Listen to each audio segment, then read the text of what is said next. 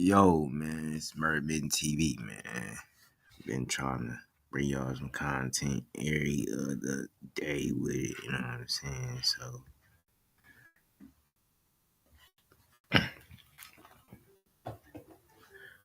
what this is live. Boom. Know what I'm saying? I don't know if y'all seen the last one. Boom, let me see. Y'all can see. Let me see.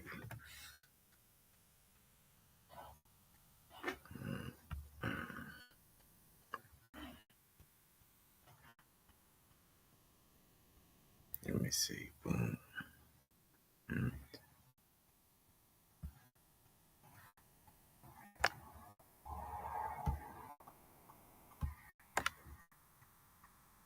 Yeah, I ain't do that shit. How my shit wanna fuck up. How my shit wanna fuck up.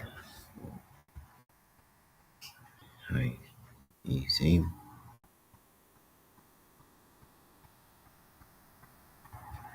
Yeah.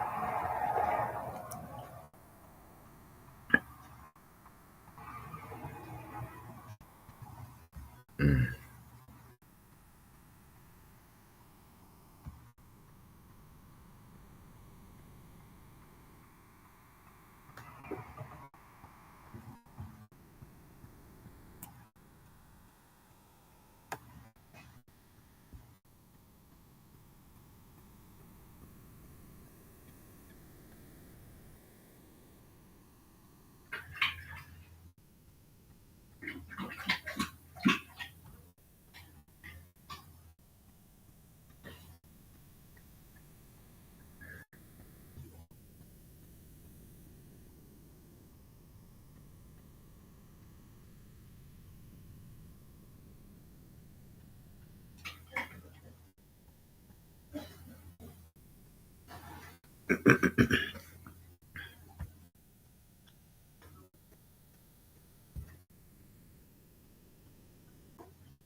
Oh, there we go.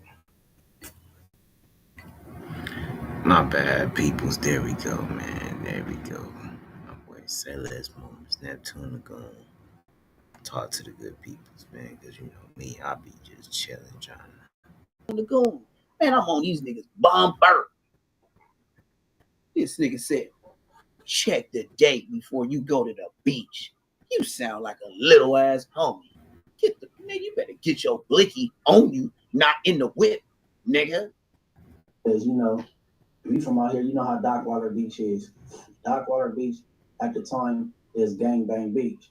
So if you want to go to Dockwater Beach, you have to like check the calendar. I ain't checking shit, nigga. You know the only thing I'm checking is the time, nigga.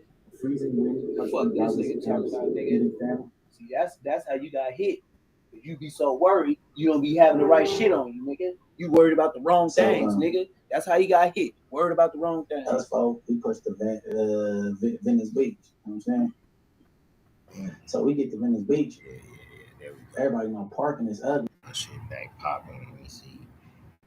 Y'all can hear me, you know what I'm saying? Check it.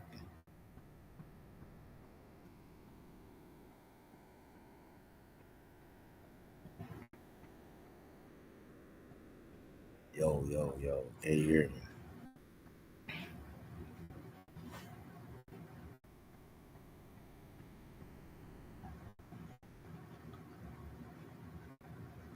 We have Venice Beach, you know what I'm saying? You got to do some extra walking or. Oh no. We gotta go back to his first. He at Venice now. We talking about Doc Waller. And this story. Man, get to it. My close homie, Baby Snugs, was unalive. You know what I'm saying? And then I kind of got some little guilty conscience, like some survivor's guilt type shit.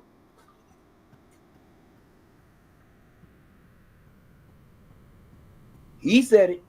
I didn't. Survivor's guilt. Proceed, Mr. Gang Member. You know what I'm saying? Man, hey, the homie. And you see, I ain't subscribed. And people that know the homie Baby Snugs. See, I ain't subscribed. He like to the general public. He probably like I ain't Kodo, subscribing to that nigga. You know what I'm saying? Because he with all the program. You know what I'm saying? Hit that like button, subscribe if you ain't subscribed. Very volatile. You know what I'm saying? But if you know him, you know he hella smart, like almost like a gig. He's smart. And if you're a female, he a lover boy. If you're a female, he a lover boy. You know what I'm saying? So I remember one day the homie he had hit me. He was like, let's Get push to to the the beach, story. bro. Nigga, Grab a little female, let's go to the beach. This nigga lagging a second. You know what I'm saying? So I'm like, all right. You on that loose cannon shit. I call up this little female named Akia. You know what I'm saying? Like, you want to go to the beach? She's like, yeah. I'm like, I go with the homie and his girl. You know what I'm saying? The homie Baby Snugs is messing with this female named Ashley at the time. So I'm like, all right, boom. So we link up with them. We hop in the car with them. Get to the story. Man, get to the story, gang. I tell him, man, let's go to Venice Beach, bro, because you know all this stallery out here. You know how Dockwater Beach is. Dockwater Beach at the time is gangbang beach. So if you want to go to Dockwater Beach, you have to like check the calendar. You got to make sure there ain't nobody hood that day. You know what I'm saying? You don't want to pump it in nobody. So hit the like button, subscribe if you ain't subscribed. Us folks, we push the Venice Beach. You know what I'm saying?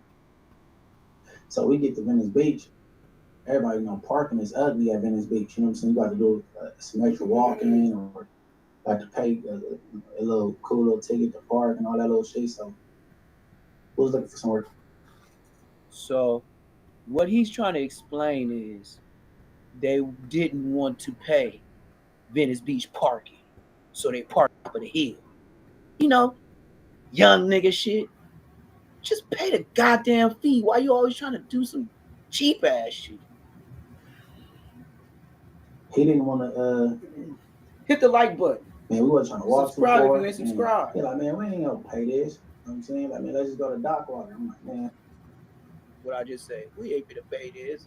Get your bitch ass out. Nigga, walk home. Bro, but I ended up checking the calendar. Ain't nobody turf day. Because at this time, like, literally everybody would, if it's a hood day, you would hang out in the daytime at Dockwater Beach, and then the nighttime, it'd be the party thing. So I'm like, all right, forget it, let's go. So we go to Venice. I mean, we go to Dockwater Beach. So which one is it, Venice or Dockwater? We walk down to the beach. He walking in front of me with his little stories already, man. I'm walking with this with is baby. Flammery. So we walking on a little boardwalk, little park. We walk all the way down. So, but when we look up, it's like a little truck that was there, that was parked there, and I'm selling food. So we ended up walking up the little thing. Tell the truth, Munchie. You know what I'm saying? And Dummy Baby Snugs was at the truck. Him and his girl. Tell the truth, Munchie. And I'm just standing out to the side, and the girl kid. Your big homies is listening right now, nigga. So tell the truth, nigga. I hear somebody say, "F agates." The derogatory word. What they say? They say F that, right? So in my mouth, like, man, I hope it's one of the homies that spotted us and they playing. I look around the girl. Nah, it's 3 big dudes. No, it's like 4 big dudes. 3 or 4, nigga. Like the police. Police questions. Yes or no questions, nigga. So 3 or 4, nigga. Baby Snugs, you know what I'm saying? He snapping it. You know what I'm saying? Like he see what's going on. He take off his watch and give it to his girl. Cause he like that. Whatever. Munchie watch. Go to the car. Go, he's telling the story. You know but his boy was like that. So they start jogging to the car. So me and the homie, we hop in the middle of the street. Photos from 60s until we square up. Man, I don't know what made me do this, but before I left the house that day, my mama had this little mace, you know what I'm saying? You see how he didn't continue telling the story. First he said we hopped out of the street, but then he wanted to tell how him and Baby Snugs hopped out in the middle of the street to fight 460s, right? Correct? But now he's gonna say the story of how he forgot he took his mama's mace because he didn't have no gun. So he's gonna explain how he used the mace before he tells the rest of this. weird ass story. Grabbing it, you know what I'm saying? I was playing with it, and I forgot I even put it in my pocket. Hit the like So button. when we Subscribe up, if you ain't subscribed. They sized up, you know what I'm saying? That like, Man, I grabbed my pants, put on my pants, bro. I felt a mace. I slide out my pocket. I'm squaring up with him. I get the spraying. Oh, good. Me and the homie get the. Who's the last nigga on the internet y'all seen spray some niggas? I'll give y'all a couple of seconds to think of the last nigga we all know to spray some other niggas with mace. I'll give you some time.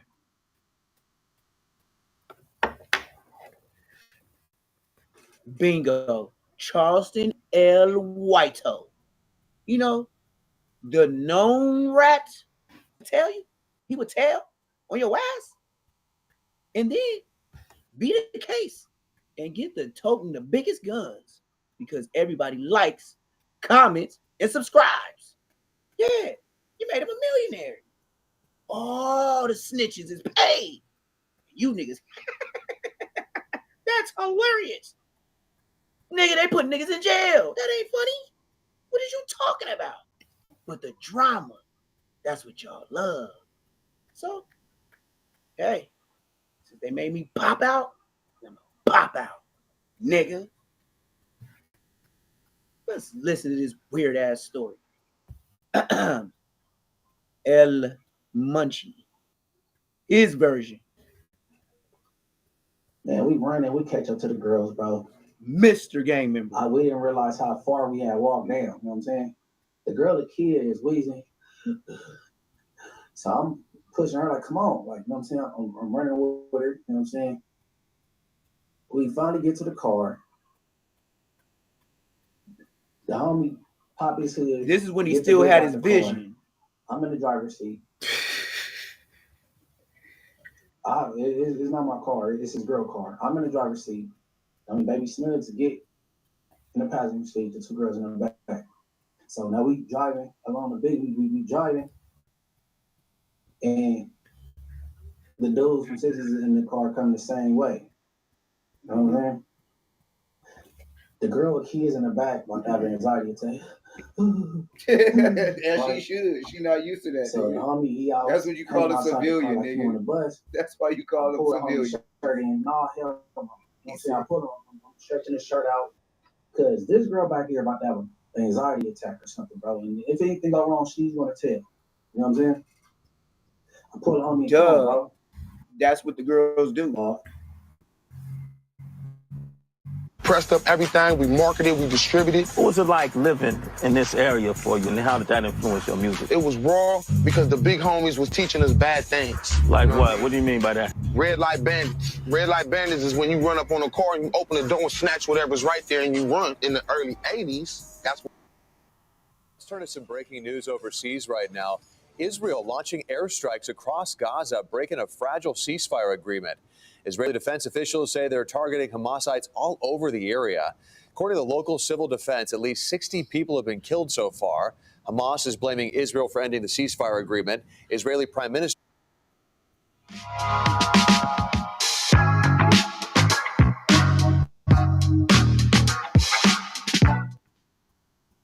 Your neighbors are out here, working hard behind the scenes to keep Michiganders healthy. Got to get some breaking news into us in literally just the last couple of minutes here, because we've now learned that President Trump has ordered the Secret Service to end its protection for former President Biden's children, Hunter and Ashley Biden. I want to go back to Gabe Gutierrez, who is live for us at the White House. This news came, I believe, in a Truth Social post from the president, right? What else can you tell us? Yeah, Hallie, there's been some fast-moving developments on this one. The president posting within the past few minutes, as he said, that he was terminating that Secret Service for Hunter and Ashley. He was asked about it a short time before that when he was at the Kennedy Center following a report in the New York Post. So the president saying in that Truth Social post that Hunter Biden has up to 18 people on his Secret Service detail and that he is vacationing in South Africa. Now, I should point out, Hallie, that it is common for family members of former presidents to have Secret Service protection. Actually, typically they get it for up to 6 months after their parents leave office. But it's up to the discretion of the president. Typically, a spouse gets, it's by law. The Chicago drill. We got these YNs from Philly. They go up to No Jumper, and these are the friends of the dude that unalived Gilly the Kid, his son. And these guys is up here. Man, check it out. After his death, it became public that he was Joker OTV, but during season is like, hey, you know, no one never told that to the world, so I'm not gonna tell it now. I don't think they're the same person. I think you're asking me about two different people, right? And I'm like, whoa, because Noah Scurry was who was shot and killed. Joker OTV is the rapper. So if you're asking me about Joker OTV, I don't know if he's Noah Scurry. I don't know Joker OTV died. It's a child who's playing games with you, man. But no, but like it didn't just stop here, bro. Right? So Adam and Remo asked Drench Season about Gilly the Kid's comments about Noah Scurry being the one who killed his son Cheese. And again, their response was a whole bunch of nothing. They gave damn near no response. And they used the opportunity actually to promote their merch and their show. They didn't even address the question regarding Gilly. With exclusive games you won't find anywhere else, FanDuel Casino has your shot at the #1 feeling, which is still winning. Better than number 85. Getting away from it all, especially your coworker Rob.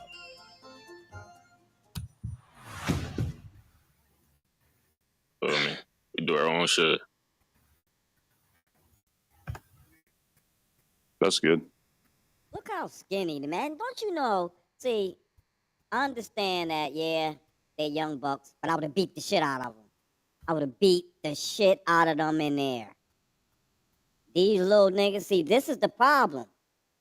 Nobody whipping their ass. See, you already got checked before y'all came in there, so ain't nobody got no guns on them. And this is where you whip their ass at on TV and show motherfuckers that they really just bitch-ass niggas.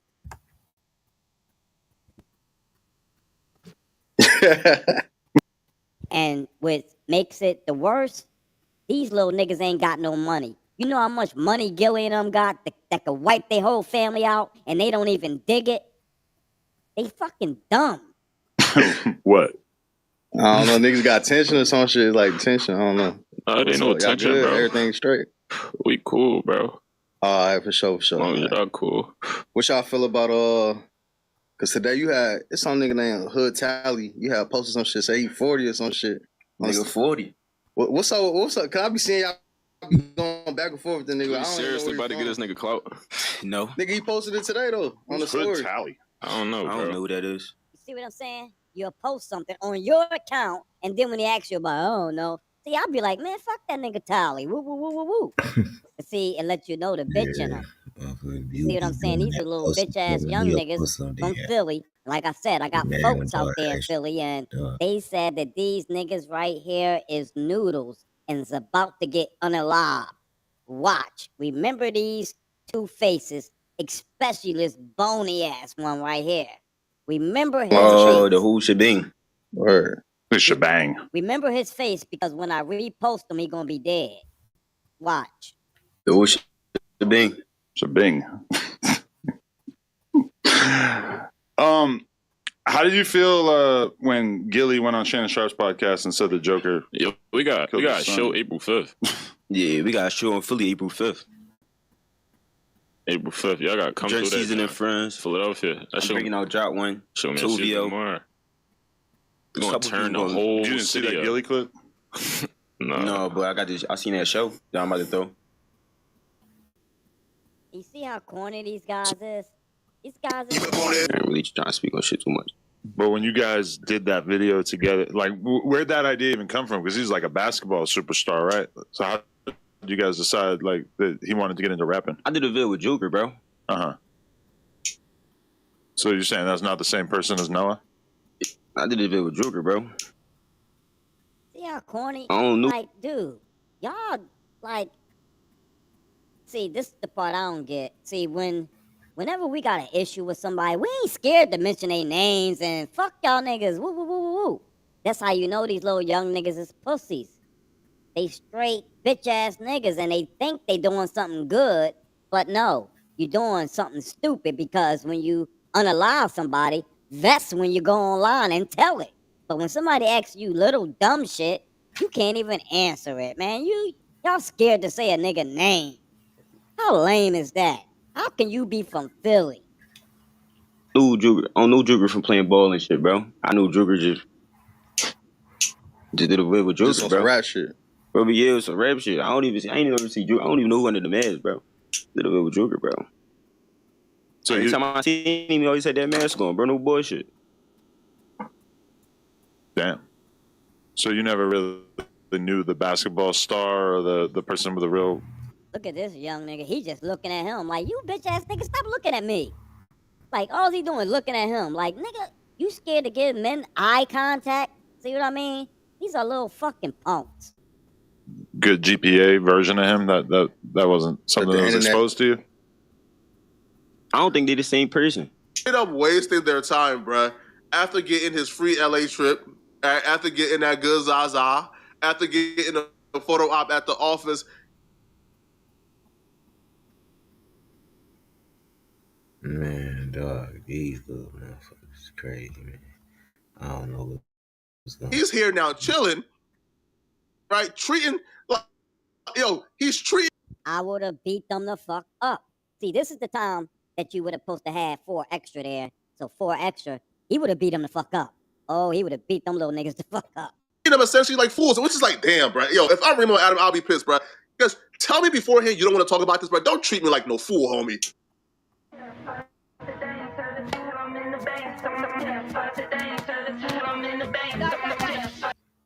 I'm sure a lot of people out there are going to be very interested in that. Yeah, bro. I ain't gonna lie, bro. That was a hard watch, bro. You can tell Adam is annoyed, but he can't really like turn up. It's a child who's playing games with you, man. But no, but like it didn't just stop here, bro. All right. So Adam and Remo asked Drench Season about Gilly the Kid's comments about Noah Scurry being the one who killed his son Cheese, and again, their response was a whole bunch of nothing. They gave damn near no response. And they used the opportunity actually to promote their merch and things or do certain things. They began to disrespect Adam's wife. And that's not cool in my eyes. I thought Kwani and Squilla crew though. I seen them niggas on stage during the bro, I'm not speaking on nobody relationship status, bro. Like I don't know Skrilla, bro. I'm not speaking on nobody relationship status, bro. It was good to see them on stage though during the Sexy Red shit. So look, you know, bro, I'm not speaking on nobody relationship status, bro. It's not Kwani or Skrilla interview, bro. Kwani or Skrilla not up here, bro. It's Drench Season. You ever been to Kensington? What? Everybody be doing vlogs there and shit. That's a regular spot to go to. You want to just serve some fiends or? I don't know what the fuck you talking about, bro. Oh, there's a lot of fiends out there. You ain't seen it? Like, I don't know what the fuck you talking about, bro. All right, now this interview's getting good. All right. All right, man, fake, bro. Like, since we like on the topic of a good interview, bro, like, what's up with Lena? She's good. How's she doing? Like, what's up with that, though? Like, you a fan? Yeah, I'm a big fan of Lena. You beat your meat to that? Whoa. Yeah, hold on. Look, I don't, She's hold on. popular. Like, Adam, now you making shit weird because, like, you feel me? You know, me and bro.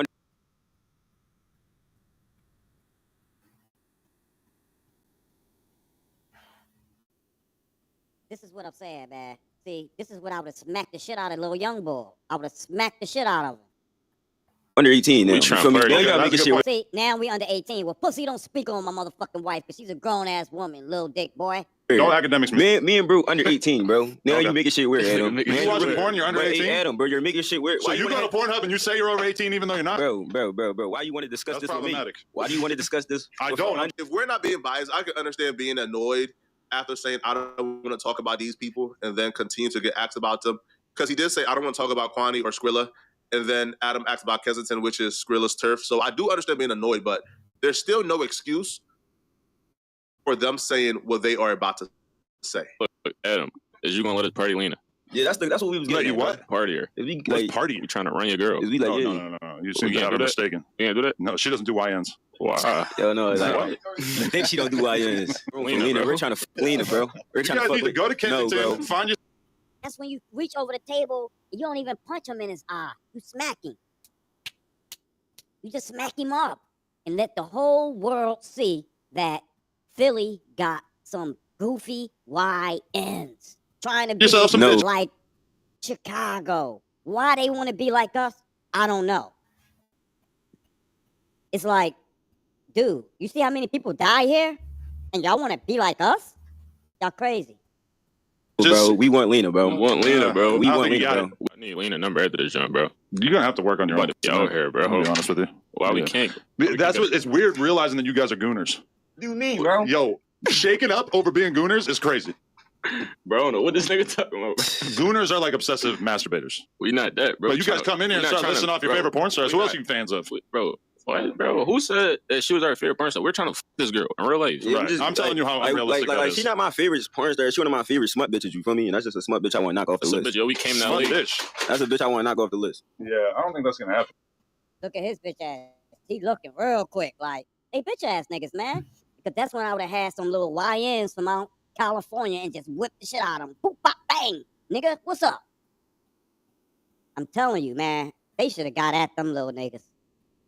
Really? That's a crazy way to talk about I would not have let them leave without both of them with black eyes. my wife, too. I understand you guys are young gooners and you can masturbate to her and shit like that, but calling her a smut bitch, that's kind of crazy.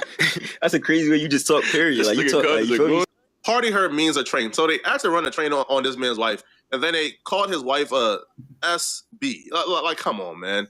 Now I understand they're kids, and they probably may have been annoyed or irritated by the line of questioning, man. But I feel like when you leave your house every day, man, you are a representation of your family, and I don't feel like your mama, even if she felt like you were 100% justified in being upset. I don't feel like your mama will watch that interview and watch you saying that to another man about his wife and think, yeah, this is cool. You feel me? And then also too, bro, like, even if, let's say, an interview ain't going the right way, bro, you don't want to burn a bridge completely, because that right there is a bridge. Because when you get on, like, who gonna put you back on in that light?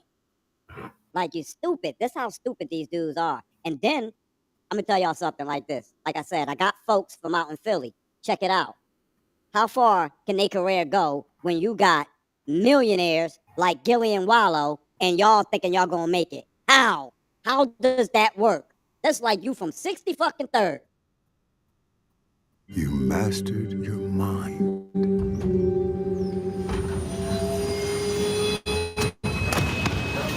all the while, you were on the train home. Audible. There's more to imagine when you listen. Wherever the road takes you, Chevy is ready to drive you forward. With pure power unleashed and future-forward technology, every path leads to new possibilities. Chevrolet, together let's drive. And you gotta go through who? Yeah, you gotta go through 64. Yeah, you gotta go through them to get on. And that's what 63rd was crying about, because they couldn't get on through the industry, because why? Chief Keef, the Lil Durks, they already, met with people and had friendships, relations, and when it came to them, fuck them niggas like from 63rd. Nah, man, don't fuck with them. And allegedly, but they never got on. They never got on, and when they did get on, it was too fucking late. Niggas was already rich and wiping them out. Bridge burner, bro. You feel me? And especially as somebody who is new in the industry or somebody who isn't really even in the industry yet, you're still a local Philly rapper, still grinding, trying to come up, bro. You feel me? Like, even if you believe the interview ain't go how you wanted to go, you don't want to burn a bridge with a figure who has done as much as Adam has done in hip hop with his connections. You feel me? I don't feel like it was smart at all. But yeah, after this, man, the interview sort of went on for another 20 minutes of awkwardness, but it eventually ended. Now, after the interview, Drench Season would take to his social media to explain exactly why he behaved the way he behaved, or why he said what he said about Adam's wife. I wouldn't have never even put the video out. Ha ha. Y'all think y'all played me? I played y'all. Nobody would never know who y'all are. So keep writing on your Instagram. But this is what they wrote. Whenever a platform actually wants to speak on my music and my goals, then we can do a great interview. I ain't come 3,000 miles to entice drama and beef. That's lame as shit. That is so lame, and I can't even give him points like, yeah, it's a thorough young bull. No, it ain't. No, it ain't. Y'all up there disrespecting the man's wife. Y'all up there talking goofy, scared to say people's names. Like, this what this shit is all about, remember? You remember? Y'all killed Gilly's son. Y'all don't remember? Like, keep thinking this shit is make-believe and playing games, right? And your head's gonna be knocked off. And I already know, like, look, y'all, I got peoples in Philly, and those dudes is walking dead men. Well, walking dead kids. You know what I'm saying? But, you know, that's just what it is. They did them to themselves. This Chicago drill, y'all already know. We up out this. Please subscribe to the channel. Please share the video. Peace. Authorities continue to look for 4 suspects that robbed a smoke shop in L.A. late last night. They then led police on a pursuit across 2 counties. KTLA's Carlos Herrera is live from that smoke shop in the Fairfax district with more. Carlos, good morning. Good morning. It's a bizarre plot, Chris and Megan. It all started with the 2 victims being contacted by a group of men to help them record a music video. The 2 victims were then lured to this smoke shop you see behind me on Melrose Avenue near La Brea, where they quickly found out that the suspects were here to attack them and rob them at gunpoint. Let's get you over to some video. Investigators say it was just after 11 p.m. when the victims arrived at the smoke shop, and they realized that the suspects weren't there to record a music video, but to steal from them. The 8 male suspects brutally attacking and pistol whipping them, stripping them of all their jewelry and 2 firearms. By the time police arrived, the crooks had already left the scene in a black BMW and a yellow Lamborghini. Just a few minutes later, officers located that Lamborghini on Santa Monica and Fairfax. They tried to pull that vehicle over, but the suspects didn't stop and instead led CHP and LAPD on a 45-minute pursuit on side streets and freeways through the San Fernando and Simi valleys before making their way into Ventura County and coming to an end in a gated community over in Moore Park. That's where the CHP took 2 suspects into custody after they were allegedly hiding in the shed of a nearby home. It's unknown how the suspects made entry into that gated community and that house. The LAPD later arresting 2 other thieves near the scene of the attack here in the Fairfax district, though it's unclear if the Lamborghini was stolen, and police know very little about that black BMW, the other getaway vehicle. As we come back at our live, Chris and Megan, at this point, 4 other suspects remain outstanding. They have very little details or information on them. And now at this point, the officers are saying that the victims who were attacked at this smoke shop, one of them suffered a head laceration and the other lost several teeth, though it's unknown if they were hospitalized. We're live this morning in the Fairfax district. We'll send it back to you guys. I'm sorry I broke into your car. Thou shalt not steal. That's not complicated, is it? I just want to introduce you to a little taste of hell. Stop, don't do this!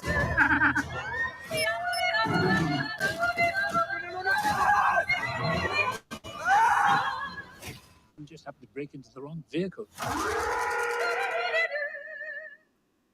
The FARAPulse pulsed field ablation system is now integrated with the FARAView software module, allowing users to visualize shape, position, and rotation of the FARAWave Nav PFA catheter. The future of PFA takes shape with FARAView.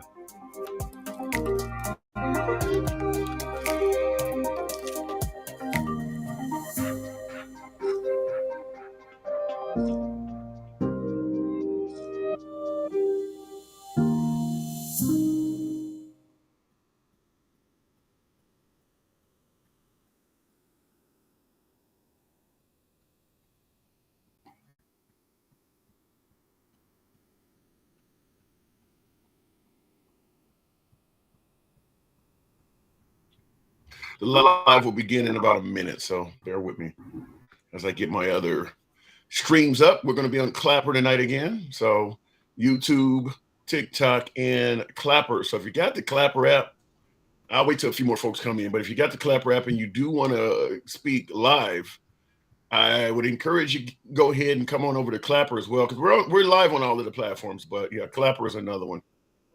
So let me go ahead and type in to make sure. Oops, I don't know what just happened there. I'll just type in border security for now. But yeah, if you got the Clapper app and you would like to be one of the call-in guests, I would encourage you to find us there as well, because we do take calls from Clapper. Now I'm talking predominantly to my MAGA viewers, because a lot of them do not have TikTok. So we don't run from you. We would prefer to talk to you, but if you don't have TikTok and you want to come in, yeah, come on through Clapper. What the hell's going on with this damn thing? All right, give me a minute. Let me focus on what the hell I'm doing here so we can get this thing going. Every time, you're always going to see me first on the YouTube, because that's the way I have my devices set up, so that I'm working right now on YouTube vertical or horizontal right now. This is vertical, so we'll be on in about 30 seconds. Let me make sure I got everything here. Boom, boom, boom, boom, boom. We got to make sure they know this broadcast is not for children. They always want to know that. And I think we should be able to go live. Let me see if I can get us underway. If my damn tripod don't fall off there. There we go. All right. Let me go ahead and start. We'll start the live in 3, 2, 1. What up, folks? Once again, it is indeed your boy Tim, the handsome liberal. I'm not happy with what you see on the screen behind me. I'm not happy to have to put this up here, but we do got to question this because of what is going on. You know how the live is always ran. We don't bring anything to you unless we have clips and information to kind of allude to what we're talking about. And today, once again, is no different. We got things we want to run by you, but on the monitor behind me, you do see President Trump shaking the hand of the president of El Salvador. So you'll certainly hear more about that. Now, El Salvador is the nation that we're deporting a lot of alleged gang members. So these gang members that are allegedly being caught and deported out of the country, Venezuelan gang members, by the way, Venezuelan. And the reason that they're going to El Salvador as opposed to Venezuela is because Venezuela is not taking their citizens back. So if you're from Venezuela and you came to America and you get deported, Venezuela is not taking you back. Now, China, I believe China also has refused to take their migrants back. There are a few countries out there that we don't have the best relationship with that are not taking their migrants back. Nevertheless, that does not stop the deportation process under the Trump administration. If you're, he was doing his report card, get a report card, gave him a head. So the nigga was feeling some type of way. So it is what it is. All right, we finna move off to this other thing. I don't know if y'all been on it, but on that K Flock, man, I've been getting a lot of views off them little shorts and stuff with my Rosecrans Vic by posting a video of him rapping along to a song saying the N-word. And Rosecrans Vic obviously is Mexican. Typically in LA, black people are not like pressing Mexican people for saying the N-word. It's pretty regular out here. Let's be totally real. But Dejan has chosen to make this part of his campaign. And obviously, Rosecrans Vic works for Power 106. He's involved with the radio station and everything like that. So he's automatically going to be a target for the Zesty Gummy Bear, because the Zesty Gummy Bear. You see how Adam like to talk just to stretch out the minutes stations in LA and everything like that. Well, we do have the video as well. Just babbling like he's from Babylon. All the from Babylon. On Earth has already seen it. If you haven't seen it, head on over to Jump Right LA on Instagram. But let's play the video that I sent you of Vic singing. Yeah. Everything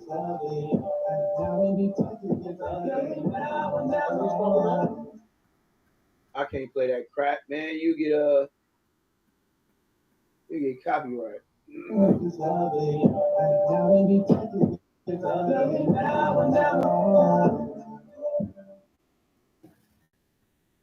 So I guess that's whoever Dejan Paul had the actual fight with. My nigga wrote that P. That's my nigga. Don't start the weird shit, race shit with actual niggas. LOL. So I guess they tripping off him, or Dejan Paul did a review on him saying the N-word. You know what I mean? So dude, Big Swift, who we will be having on this podcast in the very near future. Yes, because you're the content king. At least he's Vic's artist. And so here we have another Twitter thread. This is from March of 2020 years now. Dejan Paul. Dejan said, I'm so scared. You're going to do exactly what you did when you saw me at Fawcett's event last year. Nothing.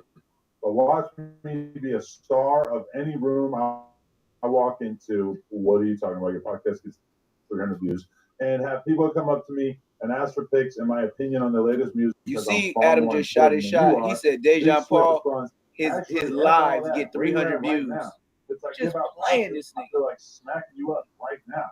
Can you scroll down a little bit? Dejan responds, yeah, and we're getting line. Y'all all say the same shit. I'm wherever weak LA rapper. See, that's what I'm talking about. Dejan Paul told this nigga several years ago that he be outside and he ain't hiding. And he said, when I see you, I'm gonna whoop your ass. And Dejan Paul said, yeah, get in line. No potential and no hit songs aren't allowed. That's where I'm tweet the D-list bloggers. I'm above your pay grade, Lil Swift. I only go back and forth with poppin' artists. That's fucked up. Hey, man. Dejan be poppin'. They better leave Dejan alone. Dejan is He said Dejan. I think we all had a little bit of a realization. He gave Dejan this weekend like this nigga French or something. Less scared than a lot of other people in this game. Get the lights up, y'all. Get the lights up. He's from a blood city, actually. They chose not to recruit him because they could tell that there was salt in his tank. Sugar in his tank, sorry, not salt. Have y'all talked to him? So pretty much, that was my point, just to show who the dude was, because I didn't know who the dude was. So that's who he ended up fighting. Some rapping dude he got into with saying the N-word. And I guess Zesty Man Dejan Paul gave him a, he was doing his report card. He got a report card, gave him an F. So the nigga was feeling some type of way. So it is what it is. All right, we finna move off to this other thing. I don't know if y'all been on it, but on that K Flock, man, I've been getting a lot of views off them little shorts and stuff with my K Flock. So I gotta do K Flock, man. I'm almost like in a day I'll get like 600 views or something like that just doing shorts. So I gotta, you know what I mean? It's K Flock, my boy Cuff Boy. I like dealing with him because he low key funny. His little white jokes. Another X. You see how everybody branch off from No Jumper and get to doing their own thing? T-Rail, AD. I don't even know why Smack was even up there. Like Smack, I think he's only up there because his voice can be unmatched, but he's not a bright nigga either.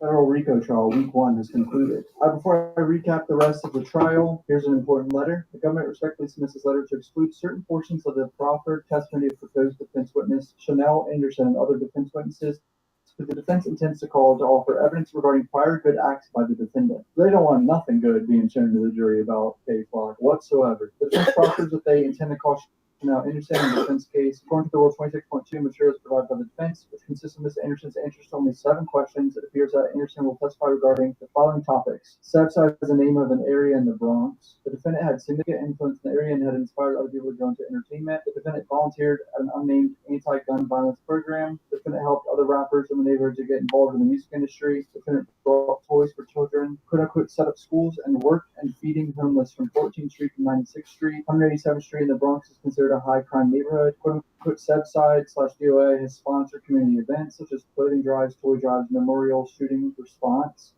You see why I never got into paperwork like Munchie being all in? I ain't got time to be reading all that shit. As well, the government does not dispute that the defense is entitled to call a witness, be it Ms. Anderson or someone else, to testify that Sebs has a name for a neighborhood. However, the defense may not elicit either through Ms. Anderson or anyone else testimony regarding the defendant's claimed prior good acts or prior good acts of Southside/DOA as defined by the defense. Indeed, it is well established rule of evidence that while a defendant is permitted to offer evidence of defense character for pertinent trait, Rule 404A2A, a defendant may not admit evidence of other acts to prove the defense character in order to show that a particular occasion the person acted in accordance with the character. Rule 44B1, accordingly, the court should exclude. Read, man. Get to it.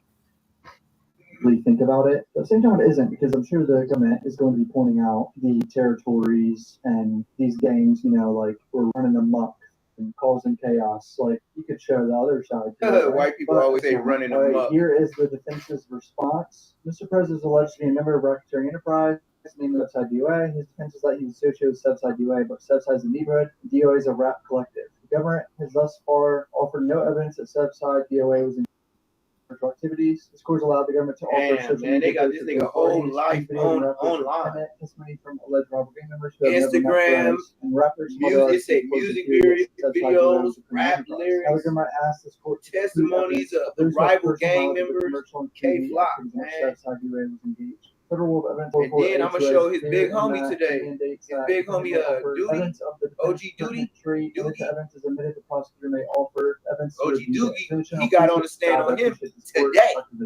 Because this prosecution under OG 18 homie got on the resident stand. membership in the Southside UA constitutes racketeering. Mr. President, entitled to call witness who provide testimony as to their personal knowledge Free of K Southside Flock. UA. That's actually a good point. K Whoever Flock, Miss they got Anderson a is K they want to Flock, call, they got it's a whole personal lot knowledge. on you, These my things happen in brother. Southside UA. You know, they did these They trying to full serve K drives Flock. or Free whatever, that and all man. these other things. His OG Government's homie arguing that got because down this on him process today in has been trial. commercial and free activity OG to the Doogie. Southside is not consistent with Dougie, racketeering Doogie, enterprise, however you cannot be want to allowed, say but it. in accord with federal rule evidence 448-2A, this evidence Free must K be admitted Flock. because it's pertinent to whether Southside was either a racketeering enterprise or a record label in the neighborhood. So that's all their defenses, is that it's separate, to reflective, and that's a neighborhood name.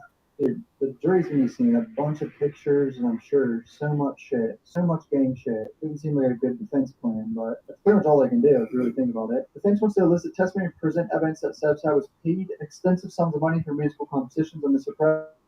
and copious amounts of that money was expended for philanthropic ends. The trade Southside / DOA began legitimate business, and the nature of their income expenditures is that issue because of racketeering allegation. The defendant must be allowed to defend his case by refuting all the allegations with credible testimony. The witness in question are defense business manager and nonprofit workers who have partnered with Southside DOA. The evidence is not being offered to prove that the defendant or Southside acted in accord or any particular occasion. That's a good response right there, because they said it's particular occasion or whatever the government did, is only being offered to refute the evidence the government offered in support of their allegations. Again, testimony allowed in support of the RICO charge included rival gang members who testified to having never met Perez. Although good acts character evidence is not allowed to show adherence thereto on a particular occasion, evidence of a defensive argument. So pretty much some of the dudes that they know him to be doing stuff with is keeping the gang. They not saying that. But it's some dudes that's getting on there that's gang from his own hood, like OG Dougie, who got on the stand on him today. It's sad. All right, here's another letter from the government to the judge. The government writes, with respect to testimony of police officer Eden Bakovic, the government expects will testify that he arrested the defendant on July 18, 2020 for possessing a firearm. They're bringing in an arresting officer from 2020, but just to show that he was a gang member with a gun or something, and he was arrested. Yeah, like what's the point? They're gonna throw everything at you. Served time for this, or already went to court for this. Yeah, but they want to bring it up to the jurors to say he was like that. Direct evidence of the charge record. The reason why they want to bring up the gun and the officer is because in New York you can't even have a gun outside. It's like in New York you can have a gun in your home, but you cannot drive with it. You cannot ride with it. You can't walk down the street with it. Nigga, in New York, they catch you with a blower, you're out of here. Just like I tell the homies, when you caught that bang, don't get in there and tell the police no dumbass shit. If you know that they know, just shut the fuck up. Then stretch it out all the way to picking the trial. They gonna get exhausted. You gonna fight that bitch 16 months. One thing you do, wait it all the way out to picking the trial. Then when they start talking about picking jurors and getting them citizens in the streets to take time out of their day of be having a job, they'll gladly throw you that last deal. And this is what I tell every nigga. Take the deal. Your ass is grass. Ain't no playing with them. You just play with them all the way to picking the trial. That's what we call knocking at the door. And that's when you take your last sweet deal. And sometimes it's the best. And sometimes it was probably best that you took it way before they start cooking. Once they start cooking, your ass is grass. And conviction. So the judge is gonna let that shit in for sure. He's gonna see that other case, like, yep, they did. I'll do it too. Okay.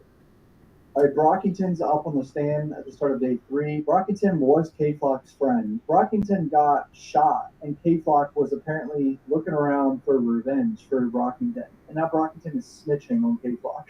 This is fucking crazy. This is ridiculous. Because he probably was going to get 20 years or something for selling that crack in the firearm. Government, after you got shot, he called you in the Selling that hospital. crack in the firearm. KK, he said, you know, we got you, bro. Government, KK is the defendant? Yes. He was going to retaliate against who shot me. And this is June 2020. They did a shooting in retaliation for you. Brockington, someone was grazed in the face. You pled guilty to this? Yes. Did you see the defendant with the gun? Yes. He was arguing live with someone. Arrival? Yes. A van was circling the block. When motherfuckers face real prison time, like this guy's facing probably 20 or 30 years, they fold. What's the term? There ain't no loyalty They in the start streets thinking or about whatever, kids but and all some that motherfuckers shit. will fold. And this guy's folded. Straight I've up been there snitching right now. plenty times. Have you spun the block? Yeah, 196 and break. Before Second grade that, homeboys, half told on my black ass. Video, imagine I'm looking at the nigga like second grade don't mean shit to you. Nope. Taking my own deal. Did not recognize the Instagram handle K.Flocka. Brockington, I thought it was K.Lloyd. Defense, did you ever hear of violence for check ball? Brockington, no. So these defense lawyers are going up there clearly trying to make this guy look like a liar. Defense, you felt the guns at the video shoot for real? Brockington, I did. Defense, ever held a prop gun? Brockington, yes. Defense, on the set of Barely Love? Brockington, no. Defense, how do you know? Brockington, I don't know. Defense, how do you know my client made money? Brockington, Instagram and conversation. Defense, did you ever see my client wash a name off a check? Brockington, no. Wash a name off a check me. Yeah. People can steal checks and try to change the name on Yeah, them? that shit don't make. Yeah, I never heard of that. Wash the Brockington, name off a check. Yes. Defense, prior inconsistency. New York on some new shit. 50605. I can't lie to you. I ain't never heard of that. Prior inconsistent statements of his witness, trying to cast doubt on his credibility in front of the jury, clearly that he's a liar. Defense, if you're confined police for the same as 2021, why do you think you were fairly indicted in 2022? Objection. Judge sustained. Did they say if you don't cooperate, you'll be an indictment? Judge, correctly ID the instrument. All right, boys and girls, are you ready to lock in on your health in 2025? Doctor has ready-to-eat meals in just 2. This is how to keep your white figure. So we got to give Cutboy his props because he do it commercial. So he shit though be at this moment. But would you eat this white people food? Look at his promotion. Look at his promotion, man. That look like some Y2K forever lasting food, man. Get out of here. That shit probably sit up in your refrigerator like a McDonald's burger. /Factor Podcast and use code Factor Podcast to get 50%. Promotion, man. Come on, This is confusing. Does he get out earlier or something if he snitches? All right, now Department of Labor Special Agent Leslie Brichetti on direct, who applied for unemployment in Arizona during COVID. Email was K.Flocka9. And this Cellbrite extraction is iPhone. But what name? Hit that like button. Subscribe if you haven't subscribed. Clearly a fake name. What's the username? Crypt80side. Defense objection. And then they go to sidebar. Oh, that's like the A-trays? The A-trays in New York? Where you may play it. Arizona audio on screen. Address where a boy from Doms. Generated telephone. Dark skin nigga that be rapping. Rosado. It chooses a song from 8/18/2020. I think he was in the feds too. Ralston. Defense is asked to be heard. Y'all know his name? The dude from A-Tray in New York. Got hit. That's a movie. What does movie mean here? Rosado shooting. Government, did you hear him say hole in his face that looked like a dolphin? What's up, boy name from A-Tray, New York? That went to jail with a gang of his homies? What? Crack. Back to Sugar Hill. Dark skin. Oscar Fernandez shooting. Government, please eat out baby song, ready for war. Sugar Hill, we get the money. Government, what are 2 chops? 2 guns. Rosado was asked about Instagram Live. So this is a rival gang member, I believe, snitching.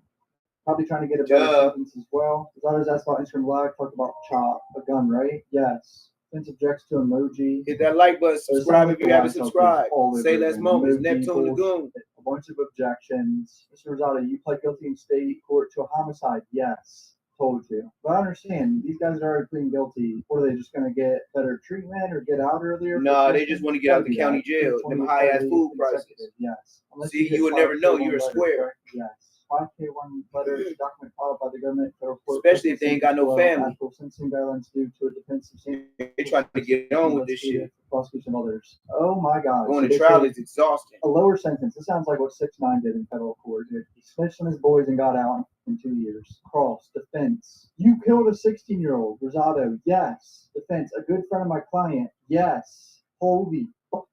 Defense. Have you used JPay to communicate about your cooperation? No. Have you heard of dumping on a beat? Yes. So does it only mean shooting? My client was a target, right? If you went to other neighborhoods, defense. If you were on 187th Street and someone said, "Where the F you at?" How would you take it? Rosado, aggressively. So that's talking about the Oscar Hernandez situation. Defense. Do you believe most rap songs are true? Drill rap, yeah. Wow. Oh boy. A lot of defense lawyers and the YSL police were trying to point out drill rap was all drill rap, yeah. Defense is Sugar Hill the only member. Isn't there also Gunhound? Yeah. Defense, let's talk about saying Luna and his verses. You don't have any personal knowledge without a street knowledge. So what the feds are doing here, they're showing the jury gang war. That's what they're trying to hammer into the jury's heads here. Witness is Susan Colon, who worked 151 Street Park. The man in the mask, did he say who? This is one of the people that asked if they were a part of the rival gang. Straight up. Like he's looking for people. The same day of the murder, I think.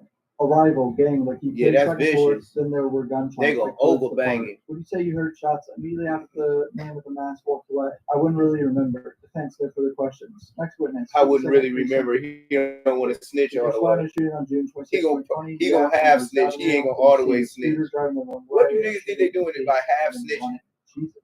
Next, prosecutor shared long video clips of the acquisition of scooter. The first one didn't work. Detective says the time. Hit that like button. Subscribe if you ain't subscribed.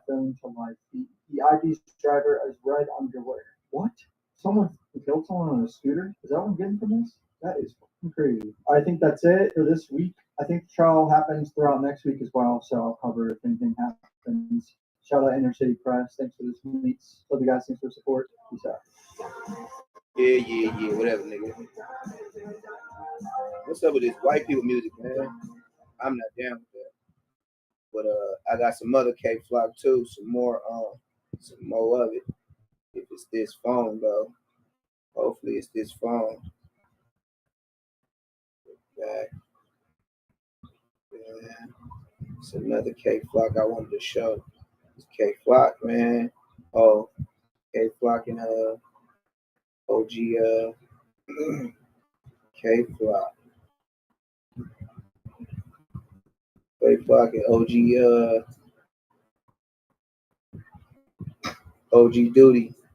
Doogie, however you say his name.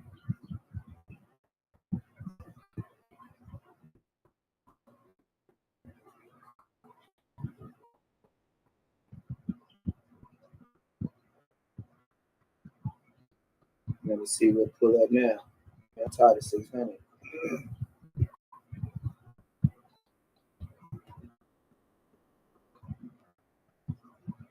Here we go. Streets is washed, man. Everybody's out the streets, man. Dougie was in a state jail in Jersey. What if he's snitching on KK in a feds court? Everybody do owe Sadie apology. Everybody from the Bronx right now, this shit busted. It's up in the sub, like it's over, bro. What am I? Dad, you call me. I just took copies for the vote. So, what's good, YouTube? Looking back there with another video. Today we got one of K-Flock OGs who go by Dougie taking a stand on him, plus K-Flock and DOA members reacting to it. So let's get right into it.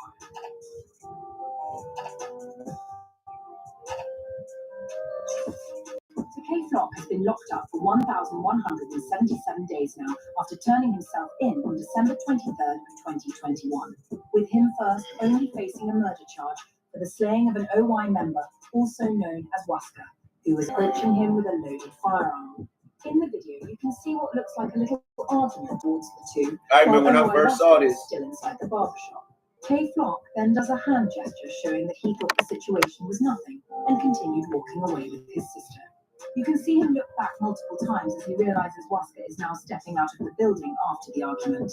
Waska proceeds to step out of the barbershop and starts to pace around for a bit, before finally starting to walk towards Flock, with him looking like he was clutching on something as well.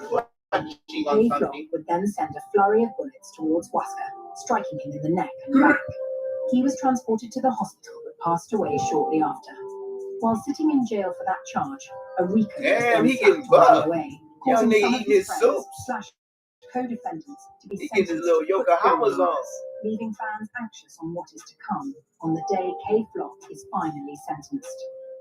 And it seems like it's only getting worse, because his trial started on March 10th, and the feds released documents saying that they're going to use his lyrics and music videos as evidence in court. They also claim that they have footage of Flock shooting up a project housing that is home to his cousin, which is known as RPT.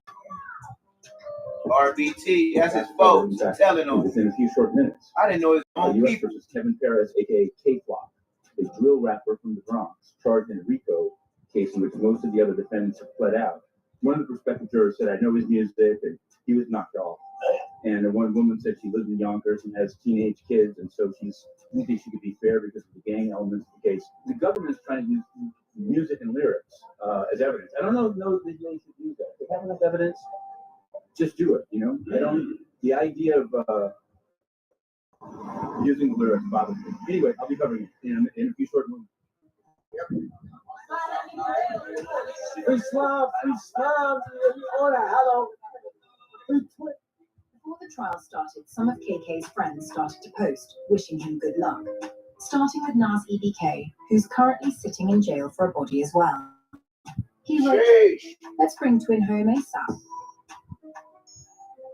Sea Blue posted a throwback of him and Flock at a concert, writing on top, "Free you, my brother. Can't wait to have these moments again. Good luck today." Oh, Lisa. Yeah, well, Ding.com. Matrix like blue head. No, yo, singers, they cracking. We outside. We outside. CJ Blake posted a quick video of him walking to the courthouse saying, "Free Flocker." Mona Baby posted a video walking to the courthouse as well, writing, "No phone. Free, bro." Yo, Mo, it's my phone. I'm stuck at corporate KKPK, man. Damn, he sound like Pop Smoke. K-Flock reposted it saying that he loves him. B-Love made a post with a message to Flock that wrote, "Wishing you the best, champ. K-Flock, I love you, ninja." Flock replied saying, "Love you more, bro. Good looking." Now let's get into the documents that was released by the feds. The sealed indictment started off listing the names of the defendants. Kevin Perez, also known as K-Flock, Devin Mason, also known as BJ, Irvin Beanman, also known as EJ, Nicholas Johnson, also known as Nick, Sean Smith, also known as Sticky, and Josie Castro, also known as Jesse. Count 1, racketeering and conspiracy. The grand jury charges, from at least in or about 2017, up to and including the present, K-Flock, BJ, EJ, Nick, Sticky, and Jesse, the defendants, and others known and unknown, were members and associates of a criminal organization named Sevside, or DOA, short for Dead on Arrival, which operated principally in the Belmont neighborhood of the Bronx, New York. Members and associates of Sevside/DOA engaged in, among other activities, robberies, wire fraud, bank fraud, and acts involving murder and assault. Sevside/DOA, including its leadership, its membership, and its associates, constituted an enterprise as defined by Title 18, United States Code, Section 1961. That is, a group of individuals associated, in fact, although not a legal entity. Sevside, or DOA, constituted an ongoing organization whose members functioned as a continuing unit for a common purpose of achieving the objectives of Sevside, or DOA. At all times relevant to this indictment, I got some new Sevside shit. is engaged in I'm and gonna its put this activities on my affected mama. interstate and foreign commerce. Your boy Wackiana. BJ, EJ, Your Nick, boy Sticky, and Wackiana. Jesse, the defendants, participated in unlawful and other activities in furtherance of the conduct of Sevside/DOA's affairs. Your boy Wackiana. This is a Sevside DOA. Your boy Wackiana. This hot off the press. Wack 100 gets into it, man, with its OGs from Pukuma Paru and another dude who's real close to Pooh Ryder. You know, they got into it, man, about how Pooh Ryder passed away. They discussed that Pooh Ryder might have been set up, and Wack defends himself. Says he didn't set up Pooh Ryder. That was his closest homie. They've been growing up since they was a kid. You know, the other dude questions why Pooh Ryder was killed so quickly after he was released from prison. And, you know, they never caught the murderer or any of that. So his cousin, another homie from Pukuma Paru, Wack's homie, he speak on the issue, man. Impressive. Wack, y'all check it out. You're not very bright. Couldn't tell you ain't got much education underneath you. You were supposed to be in school, nigga. You was in YA. I've been knowing you. So Deshaun is my cousin. For y'all that don't know who Deshaun Lucas is cool brother. So Deshaun is my cousin. I've been knowing you since about 30, 36, 37 years, nigga. And Blood already knew that you was on some weird shit, bro. I got all see, one thing about me, I keep everything. All conversations between you and him, all conversations between me and Blood, because I got out before Blood. Me and Blood was on the same yard for 55 months. So I seen everything that you was doing, heard everything you was saying, was taking care of Blood. I give you that. You was looking out for Blood. But you was also fucking on his baby mama too. Didn't think we didn't know. So fast forward. Blood wasn't even supposed to parole to you, nigga. I got all the receipts, nigga. So I'm just waiting for you to keep on digging, nigga. Keep digging yourself a deeper hole. Because we had you, nigga. At Blueface's little video shoot, we had you, nigga. Damn. We had you, but the police and Mozzie was there. I ain't gonna try to do that shit around him. You don't know none of it. Yeah, bro, here. Yo, Pat, what you talking about me and Pooh Rider, bro? I don't know what shit about you and Pooh Rider. No, my nigga, like, what you, my homie just called me talking about who is you, bro? I just didn't know why I See? Why get into his own homies? I was at your relative, bro. How? What you mean? Oh, what side, bro? Who the Lucases, Larry? Why you all at the funeral, bro? I was seeing you on my funeral. I paid the sisters to get to the funeral from a little, but hold on, bro. Wait, I ain't saying, hold on, just get it straight. Wait, I ain't saying, I didn't say fuck the hood and all that. That's a different conversation, homie. Right. I ain't saying nothing about that. First, don't mention my name about a pit stop. You don't know what happened. What you say? Nigga, I said Pooh was supposed to be in Atlanta. He made a piece out of Atlanta when Blood just got out of penitentiary, nigga. Living in he was only home for 30 days, nigga. Exactly. Nigga, I've been talking to Pooh, putting money on his book since he been in jail. Oh, so you one of them niggas he got on Instagram? Nah, what you mean on Instagram? Because I've never look, bro. Listen, me and that nigga come up, fuck the neighborhood. 5 years old, our daddy smoked. Right. I know that. I know. I know that come up from 5. I have never seen you, bro.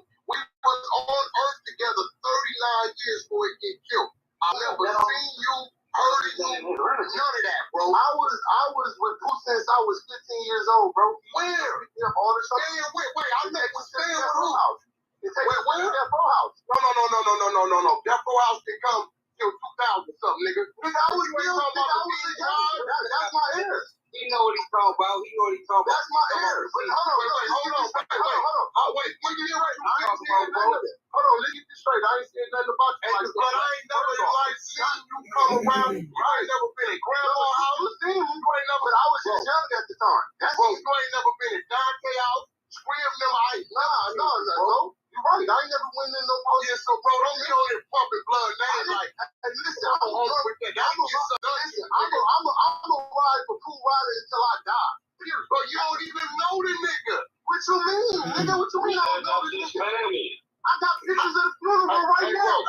Hey, bro. I'm not gonna get into that. I'm not gonna get into that, bro. So wait, hold on, bro. Since you know it, my nigga, who raised you? What you mean, who raised him? Nigga, his aunties raised nigga. I know Sugar, I know Honey, nigga, I know bro. You talking about some 2000 shit. I was young during that time. Who was I was young, bro. That 2000 shit. Who raised him, bro? Where did he grow up at since you was family? Nigga grew up in Kramer, nigga grew up all over. What you mean? Who raised him? Long Beach, you never who raised him? Nigga, Larry Lucas raised. No, Larry was the face man with my dad. That's his name, bro. Larry was not raised on nigga. From his brother to Bub, nigga, man, hey, listen, all them. Larry Lucas' grandmother raised him. If you can't say that, you wasn't around, nigga. Know all that, man. Like, that's what I said. Hey, bro, Larry Lucas, his grandmother raised him. The same woman that will come pick us up from fucking juvenile hall. The same woman that will come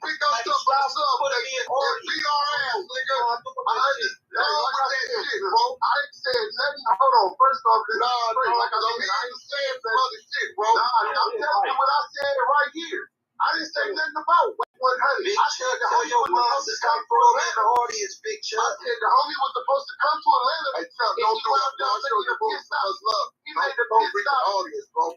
He made the pit stop in LA and got killed, nigga. That's what I said. Wait, hold on. First of all, he ain't pit stop in LA. Nigga, he did pit stop. He wasn't supposed to come out here. The fuck you mean? You rolled out of CDC. You dumbass nigga. Like I said, to my fucking ass. What are you talking about? You know what he's talking about, Wack. Stop trying to trick him up. No, Wack, cool. I know. So you telling me, let me get this right though. You telling me where he got 3-4 years at, where his address, parole address is at. That wasn't where he supposed to parole to, bro. Man, he was supposed to come to Atlanta, Wack. You're telling me that wasn't where he supposed to parole to. He paroling out of CDC. You don't even make sense, bro. He ain't got no motherfucking time outside of the system. He barely fuck with in Georgia, bro. Bro, like I said, at the end of the day, don't be on this speaking on blood. Hey, look, hold on. I'm gonna speak on proof forever, homie, because that's you don't even know nothing about the nigga. All right. We ain't gonna go through all that. Who you in jail for? Like I said, we ain't gonna go through all that. What's his kid's name? Like I said, what's his mama's name? You can ask him. What's his mama's name? Just ask him that. What's his grandmama's name? Come on, bro. You said. Like I said, my nigga, I got the pictures from the funeral, my nigga. I was there pretty much. I paid for the funeral. Don't tell me about the funeral, bro. And I always gave you credit for that. You ain't never mentioned Pooh name to me. 30 rooms we been in. I'd have got on your ass, nigga. I don't play with blood like that, my nigga. You can even check your back channel, my nigga. Ever been back my homeboy name to be in that room, bro. Check your back channel right now, my nigga. You ask number. Hey, bro. One thing for sure, when I mentioned Pooh Rider with Wack 100, that nigga got mad as a motherfucker. He got mad. He told the chat to hang up on me. Like, comment, subscribe. I was on the show with him just like this, and Wack told the host, hang up on Blood. When he couldn't explain something I said, hang up on Blood. That's exactly what he told me, hang up on Blood.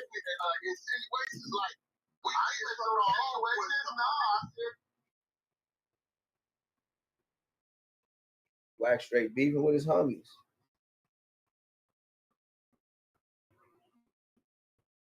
The hell going on? Is the nigga from Florida, whoever? I don't do all that. Yeah, okay, but I'm just saying, I'm not like, come on, Yeah, that's Vish. That's Vish. That's how Wack get down though. It was all cool to the start, right? Oh yeah, this your boy, man. Begging. Now he got 6 hours. He been on No Jumper, right? He got 6 hours of being on YouTube. This nigga be on No Jumper with Brick Baby, and he got 759. Come on, man. Another Wack and Adam 88 dropout. Look, he in the rain, broski. Y'all better send him a beef jerky, nigga, one of them 7-Eleven peanut butter sandwiches. Damn.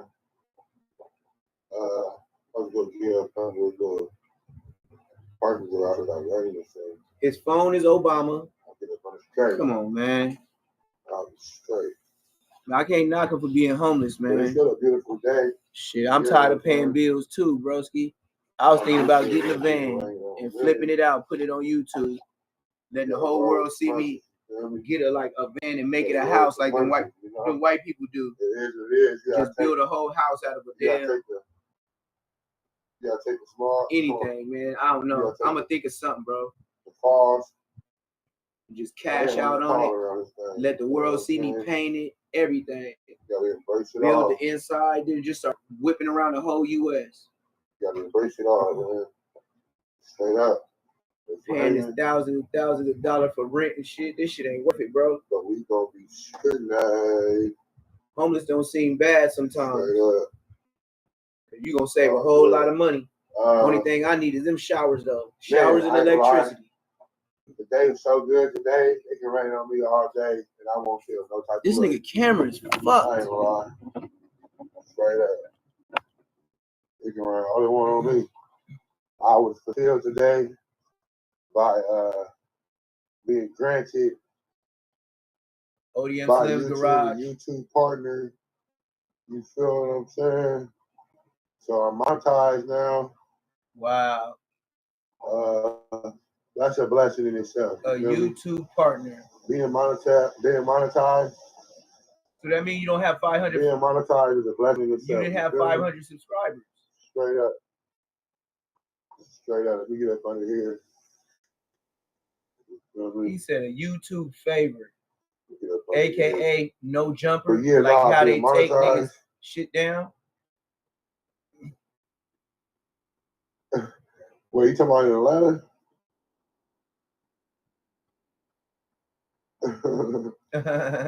But Boomerang Gang, shout out to y'all, man. Y'all been turning me up. Everybody that's been tapping in. If y'all been saying some hater shit or just showing support, whatever it is, like I appreciate every individual that ever tapped in, like to my channel, whatever on any level. You feel me? That shit lit. Yeah, I tapped into you right now. Nigga gave you a view. Come on with it. Hit the like button. Subscribe if you haven't subscribed. But yeah, monetized now. I don't know how I look on y'all shit, but I see that I got the money sign right here. I am now lit and able to receive super chats. I already posted the first people that super chat are getting moderated. You feel me? So we doing that. We did that. We did that. I don't know, gang. I think I'm dehydrated for real. I need water. I need more water, guys. You're popping them pills. Nigga, I off be the saying Yerky the same Hammers. shit. Like, what the fuck is wrong He with on this the shit? Yerka Hammers. I think I need to drink way more Yeah, water. and you need to put some water on that beard too. You in the You rain. monetize my right? I'm gonna unsubscribe. Dang, that's messed up. Yeah, you monetize. I'm gonna unsubscribe on me. Nigga said, Oh, gang. you monetize now. I'm unsubscribing. Oh my mama. Oh my What? mama. Oh my mama. I Man, feel like double tap the screen if y'all think that's crazy. nah. That's normal. That's normal. He's a black nigga though. That was a black nigga said that for sure. A black nigga gonna hate on a black Yes, it nigga. is. You say like, comment, Look right on the subscribe. back. They be like, oh, he's Look asking right for on the money. back. What the fuck is this nigga wearing? Trying to show y'all my back. Did you see this nigga? You see this nigga fit? This nigga got hot pink. He got hot pink Dockers on. What's your name? Broski got hot pink Yeah, I be Dockers on. dehydrated, y'all. I knew he needed to be monetized. He needs to be monetized. Refrigerator. I don't have a refrigerator. That's fucked up. Like, let me be, man. A nigga with a refrigerator with water coming out of it telling me I'm dehydrated. It's crazy. I'm just popping it, kid. What up, y'all? You throwing up gang signs? What up? You throwing up gang signs? I'll unsubscribe right now. Hey, and I ain't even man. subscribed. My kids is first, man. Hey, look. I put my kids first. Make sure my kids eat before I eat. Make sure my kids. We should pay all that other shit before anything. I need y'all to understand that. My kids come first.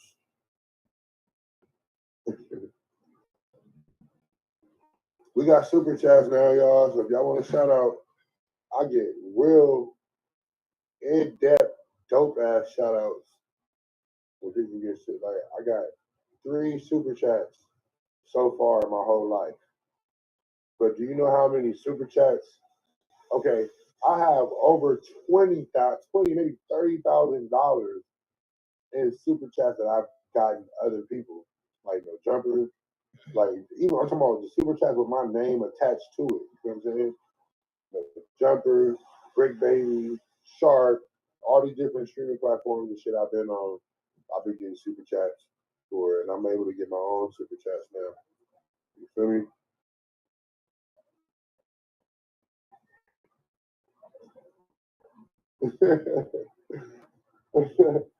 Hey, shout out to y'all, man. If I do a freestyle, you'll subscribe. It's crazy. I might do a freestyle for a super chat, and I'm gonna be a super chat for it.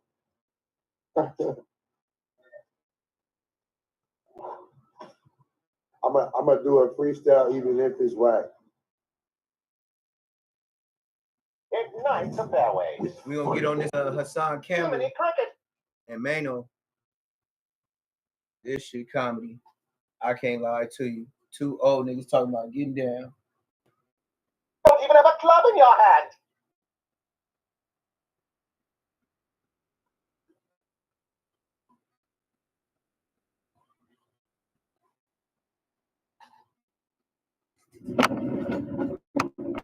Shall we begin?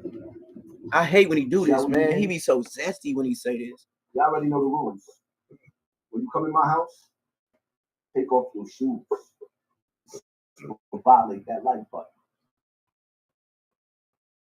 Jermaine, first and foremost, man, I don't know why y'all content creators out there, y'all YouTubers, y'all want to see me lose so bad that y'all sending out misinformation, false information. This nigga almost got shot last year. He almost got shot last year talking this shit. If you don't believe me, just reach out to Hocus for Fair. I'm from Castle Hill, I'm from Soundview. What you want me to put up the screenshot? The boxing committee was trying to get in contact with Mano, and Mano said, no, we'll take it to the streets on the street corner. Now, see, here's the thing, Mano, right? Yep. You got live wires around you. No ifs, ands, and buts about it. I got live wires around me. We meet up in the corner in the streets, and with the caliber of niggas you got and the caliber of niggas I got, neither one of us is going to have a career no more. This nigga low-key dry snitching. We already know that. The only reason why I called you out for a fair one, Mano, was because the things that you industry niggas hide behind is the fact that y'all say I'm outside. Mano, you have no choice but to be outside. If you do not go in them clubs and collect that little $2,500 that they paying you to get on the stage, if you don't go outside, there is no more career for you. The music industry is over.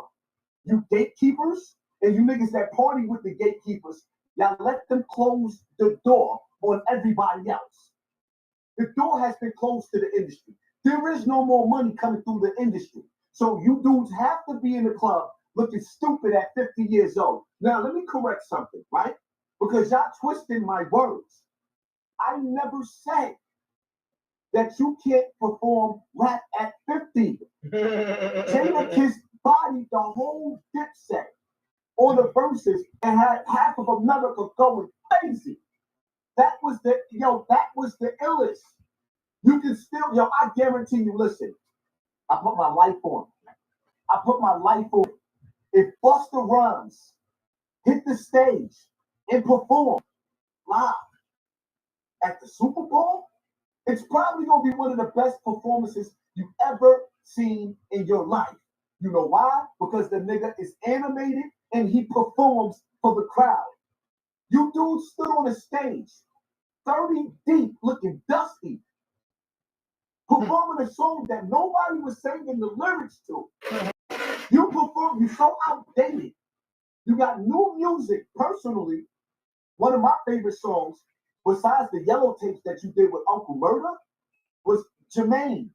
That song right there is hitting. I like Jermaine. I like that song. But you standing on the stage, right? And you performing. I'm saying that the performance looked whack. It looked disgusting. And niggas on the stage it made me want to throw my Pele's and my Avorexes in the garbage. Because all of you niggas stopped wearing Pele's and Avorexes. I was the only one still wearing it. For 10 years on social media, I helped them shits to come back. And then when the Harlem niggas started wearing it again, and shout out to Dice Pesos be looking fly in his shit. Some of the rest of y'all dudes be looking, you ever seen a dude, you can put a fly outfit on him, and the niggas still look dusty? Some of you dudes was up there looking like that. And I'm looking at the stage, I'm looking at the scenery, like, ew? I'm not saying that dudes can't perform. I am a fan of He hip-hop. sound like a man that be judging other men like a woman. Africa Bambaataa. Hit the like button. This nigga got his drawers hit and he's zesty forever. Here's the thing that's confusing me, Mano, about you, victim shaming. African and bottom. gay bashing. African Gay bashing, bottom. right?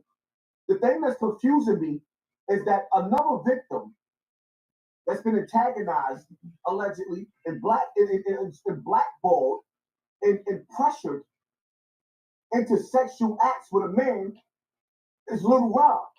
Little Rob comes out and tells his story about what Diddy did to him. And the first thing you did was come to the rescue in the aid of a gay man, P. Diddy. And I don't understand that. You send in mixed signals. Wow. Because you party with Diddy with your shirt off out and your nipples out. You be at Diddy's parties with your shirt off and your nipples out and baby oil you all in his bathroom. And you went to the radio station and you went at Little Ron on the radio station in front of the whole world. Protecting a gay man, but you on the internet bashing me for what Africa Bambaataa did to me as a child. Yeah, that's fucked up. How do you explain that? When I heard that, I was like, you damn, were that nigga was wanging your little light-skinned cheeks. I don't even understand. Now that's gay.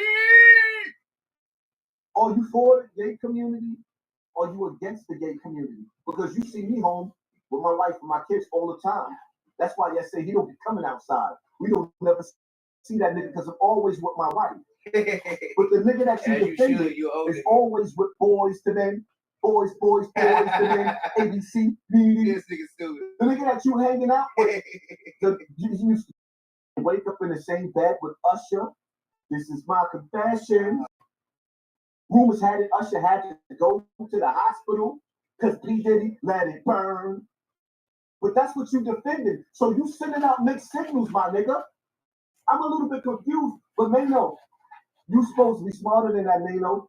Mano, you know there's a lot of dudes that went through what I went through in the streets. That's why how Jay-Z said broke niggas don't want no cash. They just want to kill. That's why. Because they can't tell the world. Because men like you shame them. And then you got the audacity. You had the nerve enough to get on YouTube with help and try to jump me. Mano, he said, you're right, I do need counseling. You put a commissary counselor to the ring instead of you reaching out to Angela Yee or the Breakfast Club or some of the dudes at the radio station and getting a real counselor and saying, yo, Hassan Campbell, I'm giving you an invitation to come on our platform to sit down with this counselor so we can figure out what's going on with you. Mano, you was in a position to reach out to me and say, yo, we're going to get you some real help. You went and got me a commissary KSAP counselor, a jailhouse nigga? Are you serious? When you in a position to actually help change my life, Mano, you in a position to help change my life and a million other victims. You could have really went and got a counselor. You have the power to go get a counselor. But instead, your ego was in the way because you realize that my number one beef and what I stand for was trying to YouTube is like black therapy. These niggas got issues. The streets take daddies away from their babies and lead them to the penitentiary or early grave. And this is the reason why dudes like Africa Bambaataa can do the things that he did to me as a child. And then I gotta keep silent and I gotta wait till I'm a grown man to tell. Because he had dudes around him that was like you, that got busy. I'm not saying that Mano don't get busy. I'm just saying that there's a chink in your armor, my nigga. Wow. Like Rod Diggs, for example. Wow. How you lying? You think you can't erase history. Rod Diggs made a song the same way you made rumors, dissing the whole industry. Rod Diggs hit that like button, subscribe if you haven't subscribed. That's what started the beef. The song is still on the internet, my nigga. And that's where y'all beef started. Rod Diggs beat your brother up in the bathroom. He knocked your brother out in the bathroom. Your brother was in the bathroom. Rod Diggs walked past you in the club. You went to go retrieve your brother. He went out the club. Am I lying? You really gonna say that I'm lying? Do you realize that you got people in your crew that I know? And we already had this discussion, and they took up for you in the discussion, and it made it clear it really did happen. But Rod Diggs didn't, because I had it a little confused that he stepped to you too. No, he didn't step to you. He knocked your brother out and walked past you out of the club, and you went to go pick your brother up. And nothing ever happened after that, my nigga. And this is when Mano was Mano. Stop playing with me. That nigga knocked out your boy at the club. You realize that Pretty you Black act is like you didn't angry see it and that pick you him up. getting on the internet and you denouncing that fight happened between you and him in that club? Do you realize that he's mad? You know that night when he set it on you and you thought he snatched your chain, but your chain came off inside your shirt and you still had your chain? Do you realize that there was niggas there that I know that was there? Do you know that they know? Do you know that I spent a lot of summers in Coney Island? And those Coney Island niggas know that you told? Do you realize Pretty Black is tight, man? No. He's upset. He's not feeling the fact that you're lying. You told, my nigga. But it ain't even about that. I don't even care.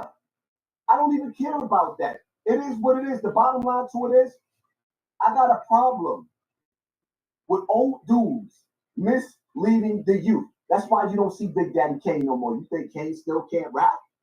He's still performing. Warm it up, Kane. Warm it up, Kane. Warm it up, Kane. You think I wouldn't go to a concert and watch Big Daddy Kane? Come, get some. You little bum. You think I wouldn't watch Rakim? Follow the leader, Rakim said. I'm the microphone fiend after 12. I'm worse than the gremlin. Feed me hip-hop and I start trembling. You think I wouldn't love to see KRS-One on stage even though he broke my heart? The bridge is over. The bridge is over. You think I wouldn't love to see these dudes perform? I'm not saying that you can't rap at 50. I'm saying that you dudes are the oldest young niggas on the internet. He said the oldest. And let me address you, internet dude. Matter of fact, Mano, you know one thing I love that you said? Mano said, I didn't say, well, actually, I've been saying this, but Mano said it too. And I just watched the reel. Mano said, one thing I'm not doing is addressing a nigga that still lives with his mother. Man. Mano, you 110% right, but I'm going to elaborate on that even more. Not only am I not addressing a nigga that still lives with his mother, I'm not even addressing a nigga that still lives in the same neighborhood for the last 40 years. True. If you still live in the same neighborhood, true. You didn't even venture off to different states, cities, towns, boroughs. You still living in the same neighborhood? At 40 and 50 years old, I'm not arguing with you. I'm not arguing with you. I didn't come up on this internet with 1,000 different niggas to beef with you, Mano. I came up here by myself. You doing videos with a bunch of different niggas because you ain't got no confidence in yourself. But I understand because you're looking at the numbers and you seeing within 24 hours, I got almost 100,000 views, 94,000 views. And within 24 hours in this discussion, but then we go to your YouTube page. You've been in the game for 20 years, rock stages, and perform with some of the best of the best. And then I go over to your YouTube page. See what I was saying? That's exactly what I was saying. Everybody tripping off the goddamn numbers, man. It ain't even about. Like I said, man. Just like with me and Bosco. Everybody believe him more. Why? Because he got the numbers behind him. That don't mean shit. That nigga could be full-fledged lying. Bosco's a full-fledged liar, and everybody believe this nigga. And all you dudes out there, this nigga got caught with a gun in his whole gang-banging career. He got caught with one gun. It doesn't matter how long.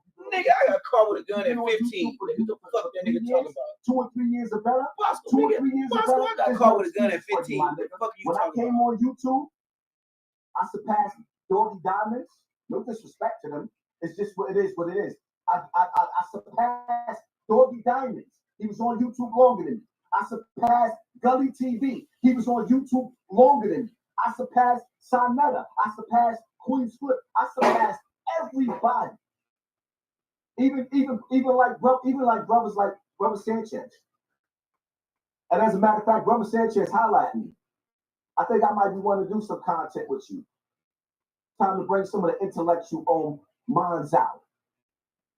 Yeah. So when niggas be sitting up there talking about, oh, the only reason why niggas is shining is they've been on YouTube longer than me. No, I keep myself relevant. And you know why you niggas ain't growing? See? All you niggas on YouTube. That's why I'm live right now. You got to be relevant or you ain't going to grow. You got to do this shit every day. For everybody that want to be a YouTuber, watch me do it. Just do it every day. You're going to be relevant, broski. You're going to do it, Brotherski. Brotherski. It's going to happen for you. Just stay relevant. I'm not even, if you niggas don't make at least $10,000 a month off YouTube, I'm not even addressing you. If you don't have 100,000 followers, if you've been on YouTube for more than 2 years and you ain't got 100,000 followers, I'm not even addressing you. I'm on your heels. I'm not even addressing you. I'm on your heels. Y'all niggas, the jealousy that's spewing out of I got 5 weeks. I got 5 weeks. Going down because all of you niggas came in a lane that I created. I brought more niggas on this internet than anybody in the history of YouTube. I influenced more in YouTubers than the history. And let me say this, Mano. YouTubers, content creators is making more than you rappers. The rap game, content creators is making more than you rappers. That's why you see niggas like Cam and Mace doing it now. Now, yes, Sirski. That's why you see all the football players and every athlete. Shane, Ocho Cinco. I think Math Hop, I birthed you, nigga. Whoa. My crowd made your audience. That's Black Rob. Now you running around and spreading. I ain't gonna even go into you, Math. Shout out to that young lady you took to get ice cream. We just went to go get ice cream. Here we go snitching. You got a whole real victim out there that you took to get ice cream. He said Rick. You can't produce not one person, not one woman, man, or child that I did anything to. But you, that's my take on the situation. I ain't gonna keep coming back and forth and going back and forth. Man, no, I don't hate you, my nigga. My job is not to destroy you. I don't hate you, my nigga. I would love for you to actually reach out and give me an opportunity to come on the Breakfast Club and actually be with a counselor so that we can give some healing to these young boys that you making fun of. Because when you make fun of me, Africa Bambaataa didn't do nothing to me as an adult. He did something to me as a child. But what he did to me as a child, look, he gonna show his baby picture. That's how he got all these views. The pieces of what he did. And there's millions and millions and millions of other little boys out there that went through what I went through. And you shaming them, my nigga? You shaming them? Don't ever try to take away from my message. Every day I got somebody in my DM talking about I saved them with my message. I use you rappers as a way to stay relevant so I can keep on getting rested, coming back to the battlefield, fighting this fight. You niggas sit up there talking about, do you realize that one of the victims that's taking the group X-Clan to court? Do you realize one of the victims that's taking X-Clan to court? Protected by the red, the black, the green, Sister Patrice? She came out on my platform, my nigga. Do you realize I've worked with some of the victims of Dr. York, a man that got over 144 years plus 7 life sentences because he copped out? He didn't go trial. He copped out. Do you realize that I've worked with some of that's an overload of evidence, niggas. A 3% IRA match with Robinhood Gold. That's enough of their love connection. Now we back to Aunt Hefe responding to old Dusty Slim. Y'all, Top Media TV. So we back in another video. So there's more drama, man, out here. You know, ODM Young Aunt Hefe. Young Aunt Hefe calls ODM Slim out for a fade, and we promised him a couple of tickets to go to the Rolling Loud. And you know, ODM Slim did a no-show. You know, he ducked and dived on Young Aunt Hefe. Had Young Aunt Hefe looking crazy out there. Aunt Hefe. You know, looking for your man, what's up with these niggas' cameras, man? Seems like, you know, Young Aunt Hefe really wants his fade. ODM Slim ain't turning nothing down. He wants his fade too. He says, let's run it. But you know, I might need a fade. You know what I'm saying? ODM, we don't do it like that, bro. We don't do it like that, bro. I seen it when it was live. He said, we don't do it like that, bro. It's a good old big deal with the good old people. Hot topics with your boy, Young Aunt Hefe. And I'm here to deliver you another one like the other. Hit that like button, subscribe if you ever subscribe. It's pertaining to no other than ODM Slim. ODM Slim pulled an old dirty man move on me yesterday. Fuck bitch! Oh, dirty move, nigga! Fuck that, nigga! Got me fucked up, yo. That young man was one of the milk watchers. Watching the white boy. You got your game for the white boy, huh? And you got to get down to the bottom. I'm really not knowing how to feel about this situation because peep game. See, yesterday, I was in the feds with this guy named Johnny Blaze, you know what I'm saying? That's out of the Baldwin Hill Village area, the Black Keystones. He called me. Matter of fact, he ain't even called me. My boy Dope wasn't shotgun. He was like, hey, why? Somebody right here looking for you, asking me if I know why. And they go by the name of Johnny Blaze. Is it a go or is it a no? So I venture off through the Rolodex of my memory. Where do I know a Johnny Blaze from? This thing is crazy. I was going to Rolodex of my memory. This thing is a good storyteller, though. Rolodex of my memory. Besides the sweat. This shit. Let's get directly to it, huh? Bing. The bell goes off in my head. Okay, I do know a Johnny Blaze I was in the feds with. So I'm like, yeah, I know Johnny Blaze. What's up with Johnny Blaze? My boy, like, man, he right here in Florence and Western. I brought y'all the story yesterday where the young dude who was killed in my neighborhood on Florence and Western during the robbery after that takeover at 3 a.m. That's normal in LA though. And or anywhere from a week to they got shorts of people on them late nights. They got hit with the trunks of people's car, ran over, and everybody just left. Yesterday, pertaining to what was on my mind and how I was feeling on Instagram. And you know, a lot of people was tapping in pertaining to the segment. A lot of people was reposting it and things like that. So my segment came across ODM Slim desk. ODM Slim phoned in to me, called me.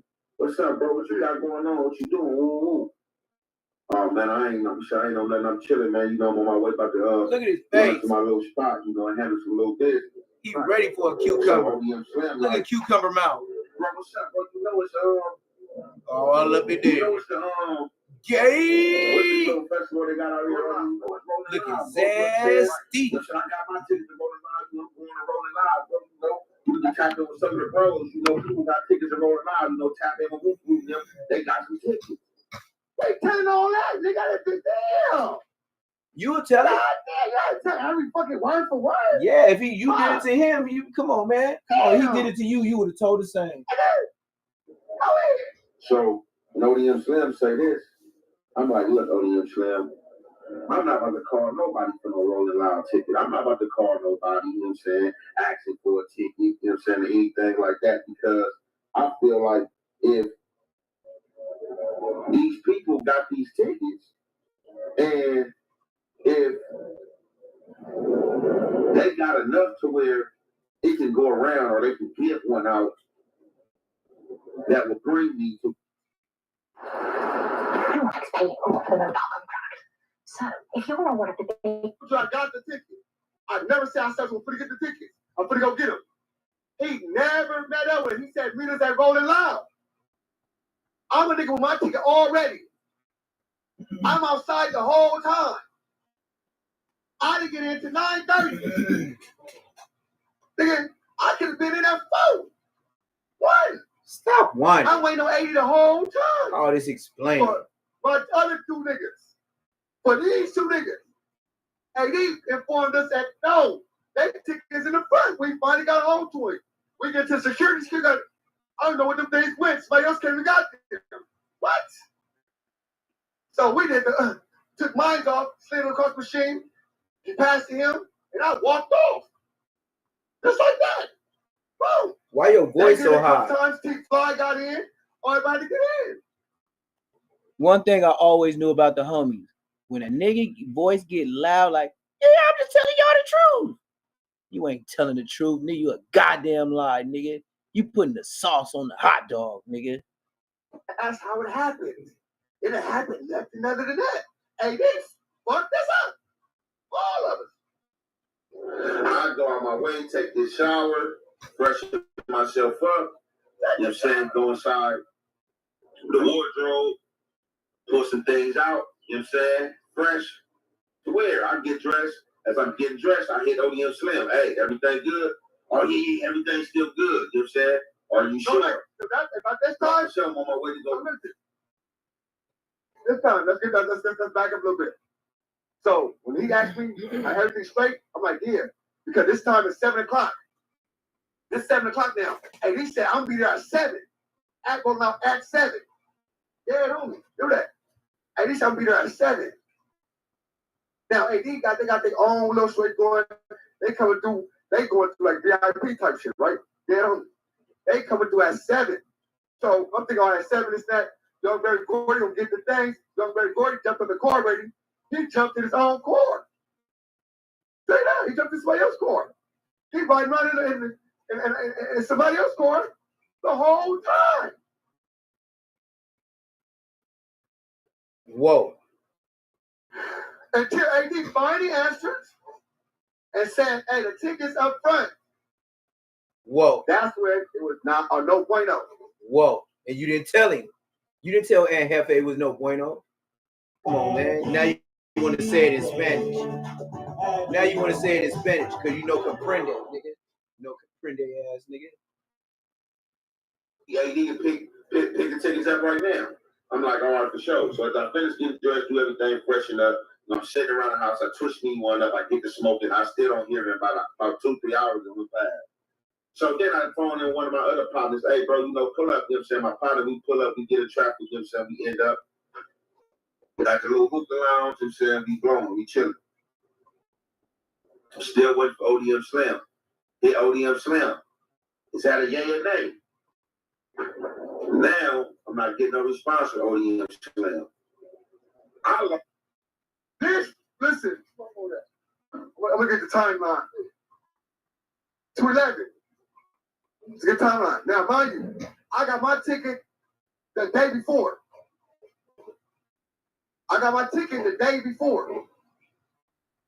Young Barry Gordon, waiting on AD for the ticket the day up.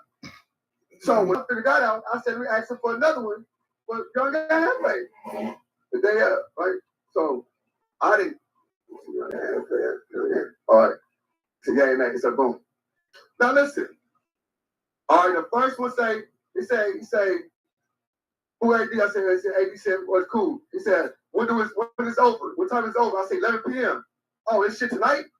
So at this time, he didn't even know it was tonight.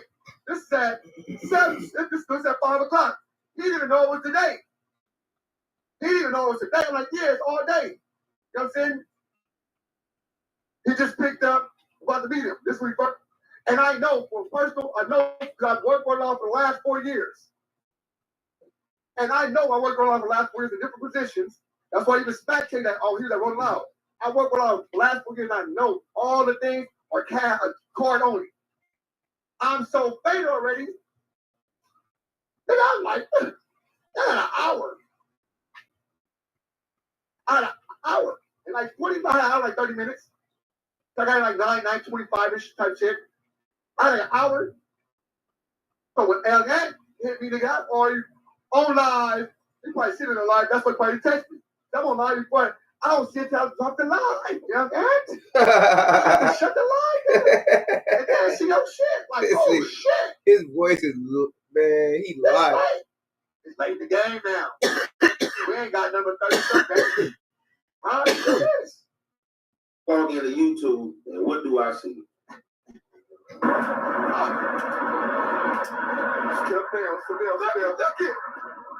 I took on out 9:40. No, I was alive. I was alive. I seen it after I went off live. Is that time I seen it after I went live? No, I was seen it live inside there. No, I was inside off live. Nah, this before. He didn't see that. He lying, y'all. He lying. He got to see something else. He seen it with the music playing, so he can't play that. Nah, he lying. You see and answer back, oh, bro, it's all bad. Oh, man, bro, man, my bad. I had to do this, man. Barry Gordy did this. I had to rush up here and do this. The man don't answer back. Allow me to get dressed. Allow me to shower. Allow me to step out. With nowhere to go. Mm-hmm. Guy think that I'm on my way to Rolling Line. And I look like, you're a liar. You're lying. Stop lying, young man. Shut your mouth, commenter. Please. Shut it up. Shut it up. Are you lying? You hit me at 9:40. Young man. I got Hefe. You hit me at X that nigga young Hefe. Will y'all see this? Tell that young Hefe, what time did he text you, young Hefe? Watch him make the video. Tell him make a video about the time he text me. When that text was delivered to ODM Slim. Young Hefe. Don't care about nothing what the check say. Let's keep it real. Let's keep it real. Easy. You too. Let's keep it real. You was on the Metro link. Let's keep it real. My bad. No, listen. And I can politic with you because my boy. On West Side Rolling. You my nigga. Damn, I can politics. You my nigga, fool. This happened. And man, I'm trying to think, how do I go about this situation? You old dirty. You done pulled that move, bro. You know better, ODM Slim. The reason why you called my phone yesterday was pertaining to this same type of method and madness. No, see, don't do that. Don't do that, because that's... No. Make scammers hate their job. No. Don't do that. Gotta look up, see you on live, talking to the fans. Oh, what's up, whoopie whoop? Oh, man, you know, big motion. He's singing Kendrick Lamar lyrics and all that. He just can't wait. Kendrick ain't even there. Kendrick Lamar on his mind, he's singing Kendrick Lamar lyrics. You know what I'm saying? Then he gets stopped by some other guys. They asking him, what he doing here? Oh, what you mean I'm doing here? I'm in the media, big motion. What you mean? Yeah, that's what he did say. Then take the camera. Like he was bossed up. Walking the whole way, rapping, singing, feeling good. Oh, yeah, I'm about to get up in here. Now, one thought in his mind, oh, man, I left Hefe behind, or I told Hefe this. I had Hefe get dressed. I'm not going to even tap in with my partner. So, I don't know, ODM. I'm trying to really figure out, man, like, how to take this situation, man, because I don't know if you got with your boy Barry Gordy and y'all was on y'all little hood thing, on y'all little Rolando thing, or whatever the case may be, and you just, you know what I'm saying, forgot about the movie and or forgot about the movement, man. Now, we got to keep it true on this field, man. We can't be playing them type of games, ODM Slim. What if I got you hyped up about you about to go to this party, it's about to be cracking, go ahead and get dressed and shit. You done got here, got dressed, put out your Sunday's best, spray your cologne on, put your best shoes on, and then don't get no return call. Then you look up, you see me, I'm in a party, hey, trying to get with you, and that booty, you see me dancing. So, man, I ain't man. Like, I'm man, bro. You know, I might need a fade. You know what I'm saying? ODM, we don't do it like that, bro. You know what I'm saying? You gotta, man, look, man, you gotta practice what you preach, man. The etiquette, man, you gotta practice and walk that, man. You know what I'm saying? You kind of spit and cut. Oh, man, I don't even know what to think. But look, I just wanted to bring this to y'all, man. Y'all let me know what y'all think, man. How should I handle this matter, man? How should I go about this matter, man, with ODM Slim and this weak-ass movie pool, man? That shit was weak as hell, bro. You doing that move on Scrubs, bro, not the FA. If they don't owe me nothing. I'm not mad at anything like that because I really don't care, and I wasn't thinking about going to Rolling Loud, but being that. You put Rolling Mind on my mind now, you know what I'm saying? It's a thought. So, however, I tell ODM Slim, you know, how I'm not with calling people phone, asking people for tickets, you know. I'll buy them before I ask for one. You know, I don't care how hard body somebody said they. He said that. He said all that. He said that. I do that. He said that. Rock with you, they your bro, this and that, or whatever the case may be. I'm still going to support.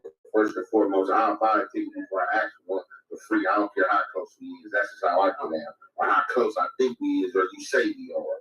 So, you know, I relay this to ODM Slim. So ODM Slim, like, man, I feel you, man. ODM Slim is like, well, you know, my folks, they look out for me, you know what I'm saying? They gave me one. You know, I'm going to be there up in the building. You know what I'm saying, bro? I want you to come with me. I said, that's all. I'm not going to ask nobody. So ODM Slim said, man, you know what? Now I'm gonna get you a ticket. I'll get you a ticket. You gonna go with me? I'm like, for sure, bro. If you give me a ticket, I'm gonna definitely slide with you. He like, for sure. Bam. Furthermore, after we get off the Rolling Loud situation, I tell him, you know, pertaining to his expertise and him being on the social net for a minute, like, hey, I need some help with you setting something up on my laptop for me. I bought this laptop 6-7 months ago and ain't even used this thing. You know what I'm saying? But to check a few things, but I don't use to do reactions, I don't use to do nothing. So, you know, come set this thing up for me because I'm not too computer savvy on this end in order what I need to do with this thing. Being that you got the whole setup, you better set me up. Be like that. Long story short, ODM Slim dropped through to the spot. I agree, you know what I'm saying? He come in, I pull the laptop out, he go right to work. Show me what's what, explaining things to me to where, you know what I'm saying, I'll get it. After that, or along the lines of him explaining, I asked him, you know what I'm saying, you want to blow? He's like, yeah. You know what I'm saying? I'm like, go ahead, twist up. Right. We twist up, we spark up, we chop it up. Long ass story. You know what I'm saying? Get to talking back about Let me tell you, long ass story. Step to step. Step by step. Head ass nigga. God damn. You could have cut about 15. You good at this content. You got 7 minutes in here and you ain't even said nothing about the issue yet. You are good. It's gonna be me. You know what I'm saying? I gotta go get my boy YBG. I'm like, who is YBG? He's like, Young Barry Gordy. I'm like, oh, all right, for sure. Whatever you know, the case may be. So he like, for sure. So he like, look, this is what I'm about to do. I'm gonna hit AD, see if he got a ticket for you. I'm like, do that. I venture off through the house, go do what I do, whatever. I come back. ODM Slim say he hit AD. AD like, oh yeah, man, you know, I got a ticket, you know what I'm saying? We talking about Big Mini AD, you know what I'm saying? I never met him, you know what I'm saying, whatever the case may be, but, you know, salute. But AD, let's go ahead and put that right now. It's AD's fault. To go pick Young Barry Gordy up, you get dressed, I'm gonna shoot back up on you, or you say you can meet me, we on our way to Rolling Loud. Right. I'm like that.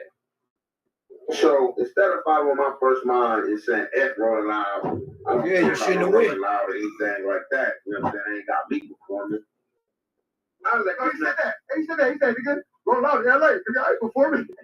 I'm before Rolling Loud, nigga. Hey, I ain't before Rolling Loud, nigga. They talked me in to go on a Rolling Loud and tell me that he gonna give me a ticket and tell me that he got the ticket and tell me to get dressed. No, I didn't got the ticket. I didn't got the ticket. I didn't got the ticket. I didn't say I got the ticket. If I said I had the ticket, but I told you, come on. That's so crib. Girls in my crib, 0 Snapchat, 0 Instagram.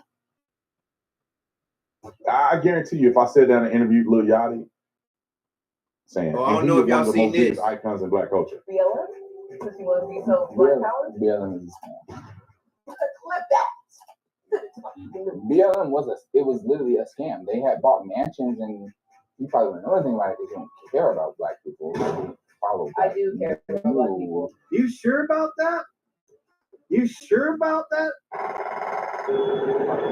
Crews spent Monday removing the yellow words that spell out Black Lives Matter just blocks from the White House.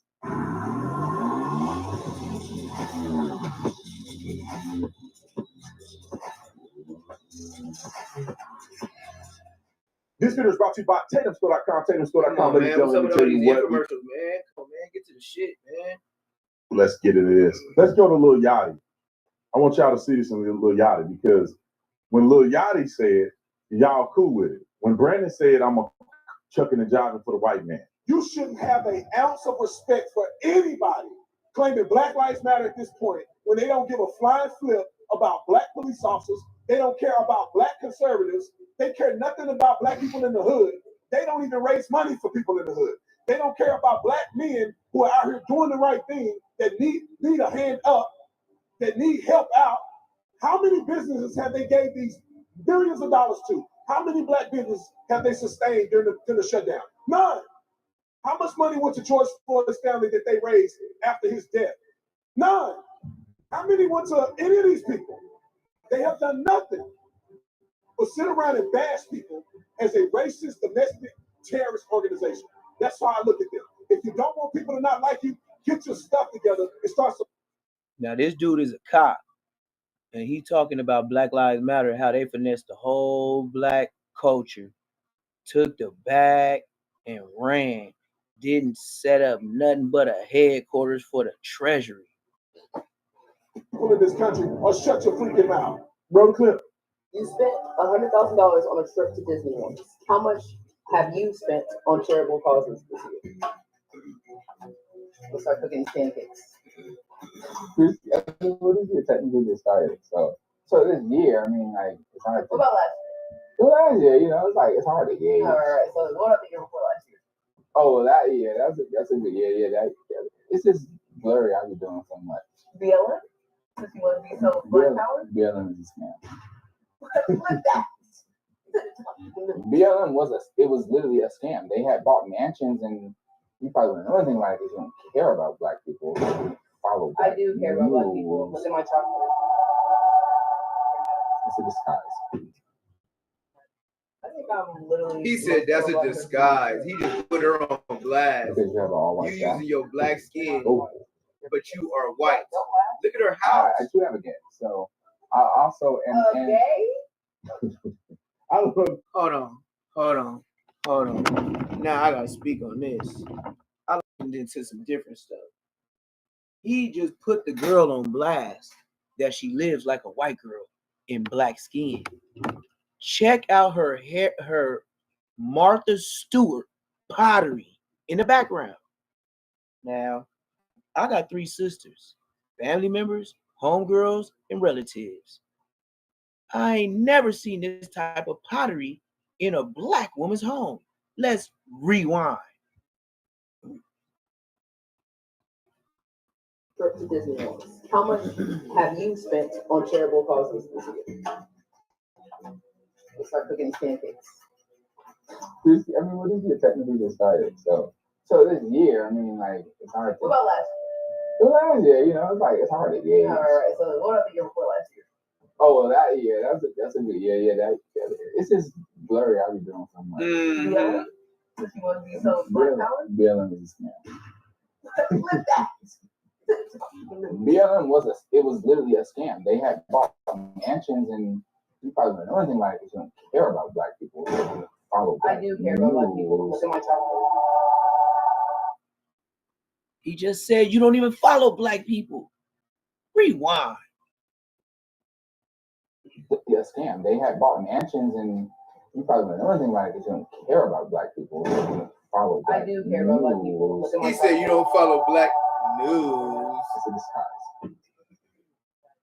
I think I'm This shit really foul, close to a man. black person in this thing. We ain't got no culture relevance. Everybody trying to be a whole nother race. Black people is the only lost people I've really met in life. And they like being lost. I don't know if it's a fair And they'll fight you over their lostness. News clip. Now, Might as well go to church and stay lost. I think Lil Yachty, and if y'all don't listen to his music, I don't even know what song he ever sang. It's this meme they go around him coming on stage and they put Trump on him or whatever. That was pretty cool. That's the only thing I know about Lil Yachty. But I know Lil Yachty, I guarantee you, if I sat down and interviewed Lil Yachty, he would say the same thing I'd be saying. And he's one of the most biggest icons in black culture. He would say that BLM was a fraud, and all these people that are claiming that they pro-black, they got all white staff and all kind of other stuff. I'm telling you, it's a thing out here, bro. Like, I probably have more diversity on my staff when it comes to black people or whatever than 99% of these activists. They go around suing people for civil rights infractions with a white law firm. Wait a minute, you can't get a black law firm? They black won't put their money in not one black bank. You go look at their investment portfolio. How many black companies on their investment portfolio that are publicly traded? They follow the S&P 100. They probably got 0, and they don't care. Anyway, Lil Yachty was right. Black Lives Matter is a fraud, and now the world, after they hoodwinked everybody except us.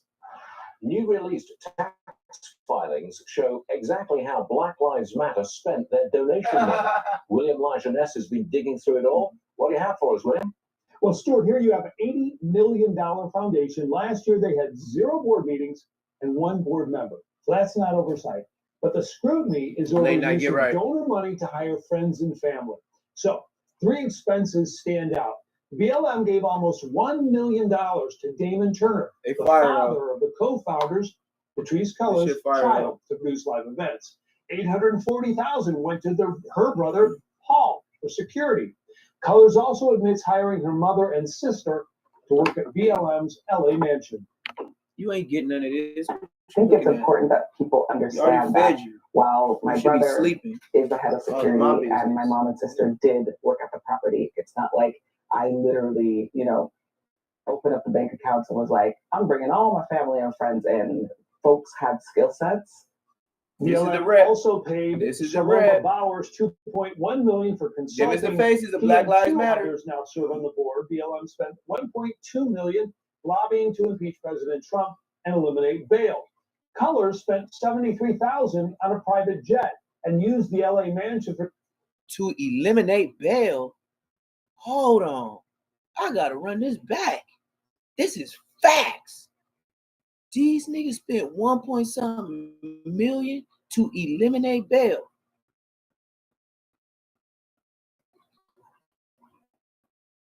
You gotta run this back. I didn't even know all these black people. Like, look how much assets they have. Hire friends and family. Hire friends and family. Stand out. Gave almost $1 million to Damon Turner, the father of the co-founders, Patrice Cullors' child, to produce live events. $840,000 went to her brother, Paul, for security. Cullors also admits hiring her mother and sister to work at BLM's LA mansion. Wow. I think it's important that people understand that while my brother is the head of security and my mom and sister did work at the property, it's not like I literally, opened up the bank accounts and was like, I'm bringing all my family and friends in. Folks had skill sets. That's exactly what BLM also paid Shaloma Bowers $2.1 million for consulting. He and 2 others now serve on the board. BLM spent $1.2 million lobbying to that's brother and sister. And eliminate bail. Cullors spent $73,000 on a private jet and used the LA mansion for 2 private parties. Look at that LA mansion. Reimbursed BLM for both. Damn. BLM dispersed $25 million in grants to 31 groups. They banked $41 million, including $32 million in stock. Supporters blame any accounting flaws on inexperience. She has my respect because she's unapologetic in her approach. She's telling you what she is. She's a Marxist. So Marxists steal money from other people and they enrich themselves until the people that they stole from are poor. And so she has stolen money from other people on the pretext of a lie that is Black Lives Matter. And she's enriched herself and she's brought 4 homes. I mean, you have to kind of appreciate the honesty. She's not hiding by any means, And so, yeah, I tend to agree with you here. She's a communist through and through, and she's been unbelievably unapologetic in her approach. She's a real American. Al Sharpton must be looking at this and saying, like, I've done this for 40 years. Where did I go wrong? I don't have a house in Topanga Canyon. Right, exactly right. It's completely ridiculous. And, you're right. The corporations are standing behind her, which is incredibly interesting. And you pointed to something really important. These corporations that are pouring millions and millions of dollars into Black Lives Matter, and you're correct, they said we raised more than $90 million. How much more, we will never know. But $90 million, of which $21 million apparently went to, according to Black Lives Matter themselves, wow. went to building that was a bank robbery of the Black culture. $25 million going to building a Black movement.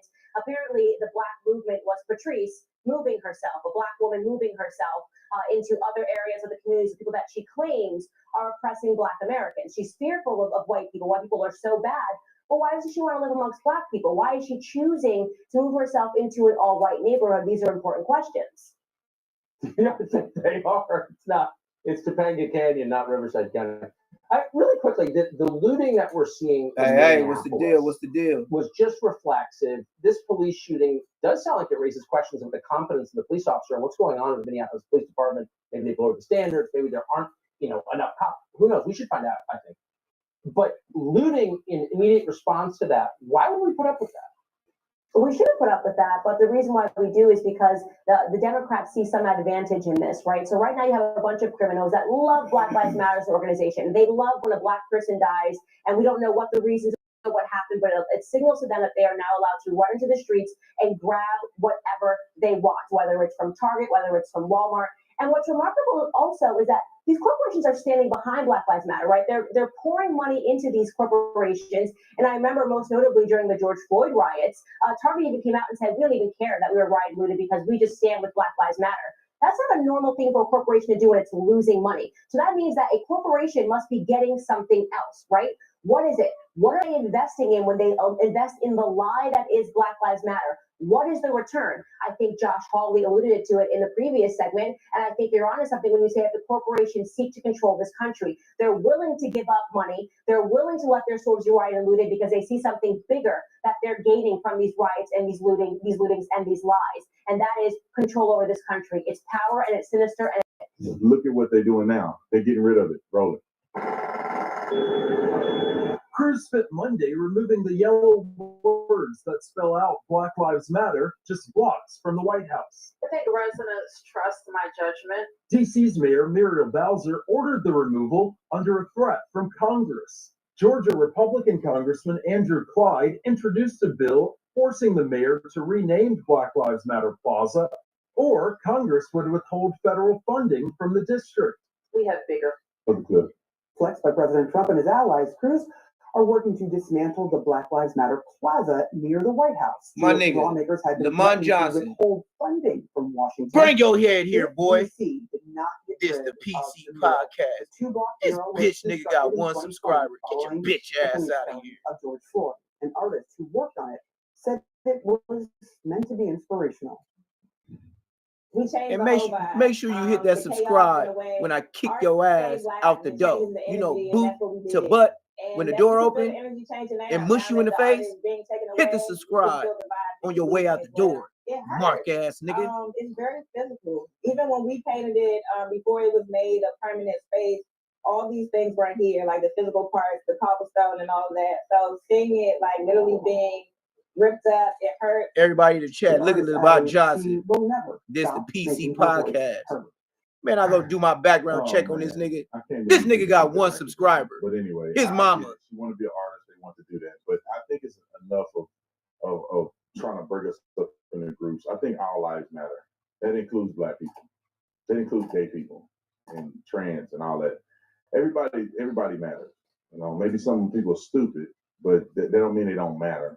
That don't mean they shouldn't be treated with dignity and respect. Can we all get along?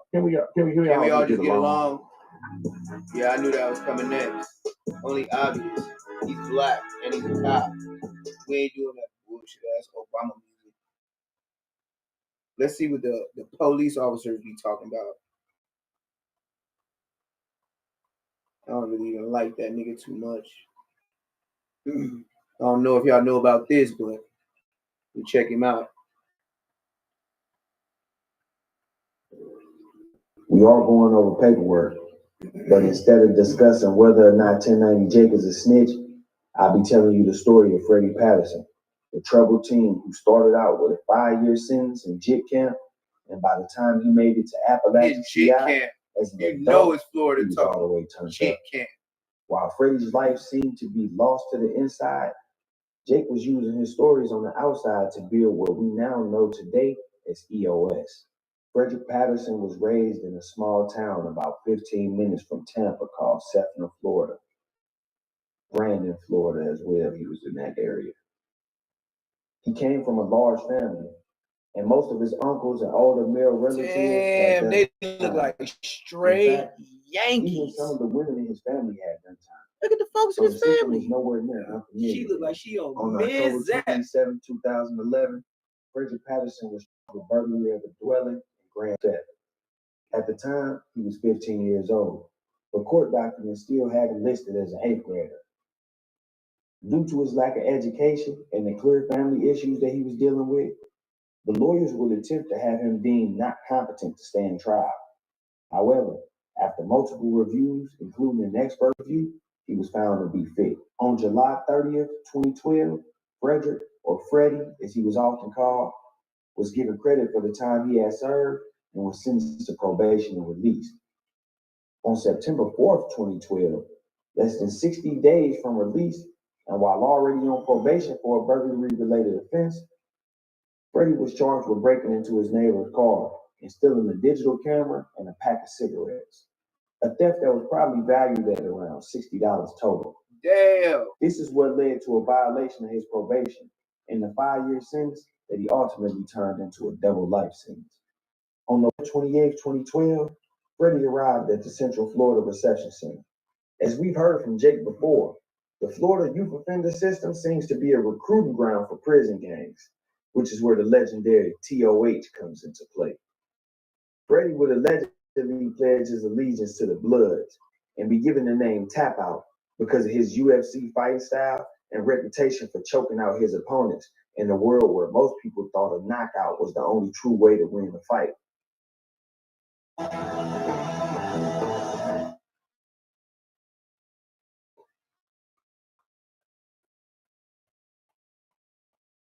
Staying true to the strategy employed by his attorneys and following the guidance of the more experienced inmates, Freddie would attempt to use the same method discussed by Jake and his other guests on how to get to a nice prison. He would attempt to go PM, or what the state of Florida calls protective management. Because of this, Freddie spent nearly his entire first bid in confinement. However, it was also because of this that Jake heard about Freddie. I was at the work camp already because of my custody level and my release date. My boy ended up sending me a kite over to the work camp saying he just cut a GD. I'm at the work camp bored as shit. Almost everybody over here pussy. I'm going through it because I just can't stand it because believe it or not, time goes by faster in the war zone. When you're at war in prison, time goes by quick because you got too much shit to think about. When you're just sitting there not doing nothing, it goes by slow as shit. So I put in a request form to get put on psych meds because you couldn't be at the work camp on psych meds. You would have to go back to the main. So that's how I ended up getting put back in the main so I could jump back in the field because I felt like my bros that I've known are going at it and I'm not in it. I'm not there with them. Now, I've never done time in Florida, but in all the places I have been, going to psych, getting on meds just to move, claiming another inmate or gang as enemies for keep separates or transfers, that's all considered checking in. But in Florida, they seem to have a different view. As a result, there are often inmates who go facility to facility doing time in confinement, and just like with any prison system, word travels, confinement or no confinement. Freddie will be released on August 30th, 2013. Less than 2 months later, on October 8th, 2013, he will have his probation violated again and be sent back to prison in the state of Florida. Jake will tell the story and say he first heard of Freddie when Freddie was brought out of his cell after attacking his cellmate in confinement. I never knew this kid personally. I never was introduced to him. I never spoke to him. My first time seeing this kid was in confinement. We were in the confinement dorm in the same wing together. Go ahead, I was in the cell downstairs. Tell it all. all. In the cell upstairs. I never knew nothing about the kid until one day the COs come running in. What they tell you? Up, they put him in the shower. Gave you a briefing. They call medical in. They call backup in. Emergency response team. Everybody runs in. They take out his bunkie on a stretcher. His bunkie was an old man, like 60s, 70s. He was old. And, you know, everyone's looking out the window trying to see what happened. Tell it His all. face is busted. There's blood all over him. And they got the kid in the shower. And the kid, he's small. Like I said, 18 years old, young kid, baby face. He isn't tatted up or nothing like that. You know what I mean? And what I'm thinking in my head is I better find a way to try snitch. to do something sexual. Because it is very, very common for the older inmates, pretty much any inmate, to prey on the younger inmates, especially the white. However, inmate housing records will show that Freddie did not arrive at Appalachia CI until October 30th, 2014. And Jake was released from confinement October 15th, 2014, and never went to confinement again while at Appalachia CI. This not only makes Jake's story impossible, but it also would leave one to question. If Jake was simply bringing us the news and covering stories, why lie about how and when he became aware of him? Why even insert yourself into the story instead of just telling us the story of what's going on with it? Let's look into it.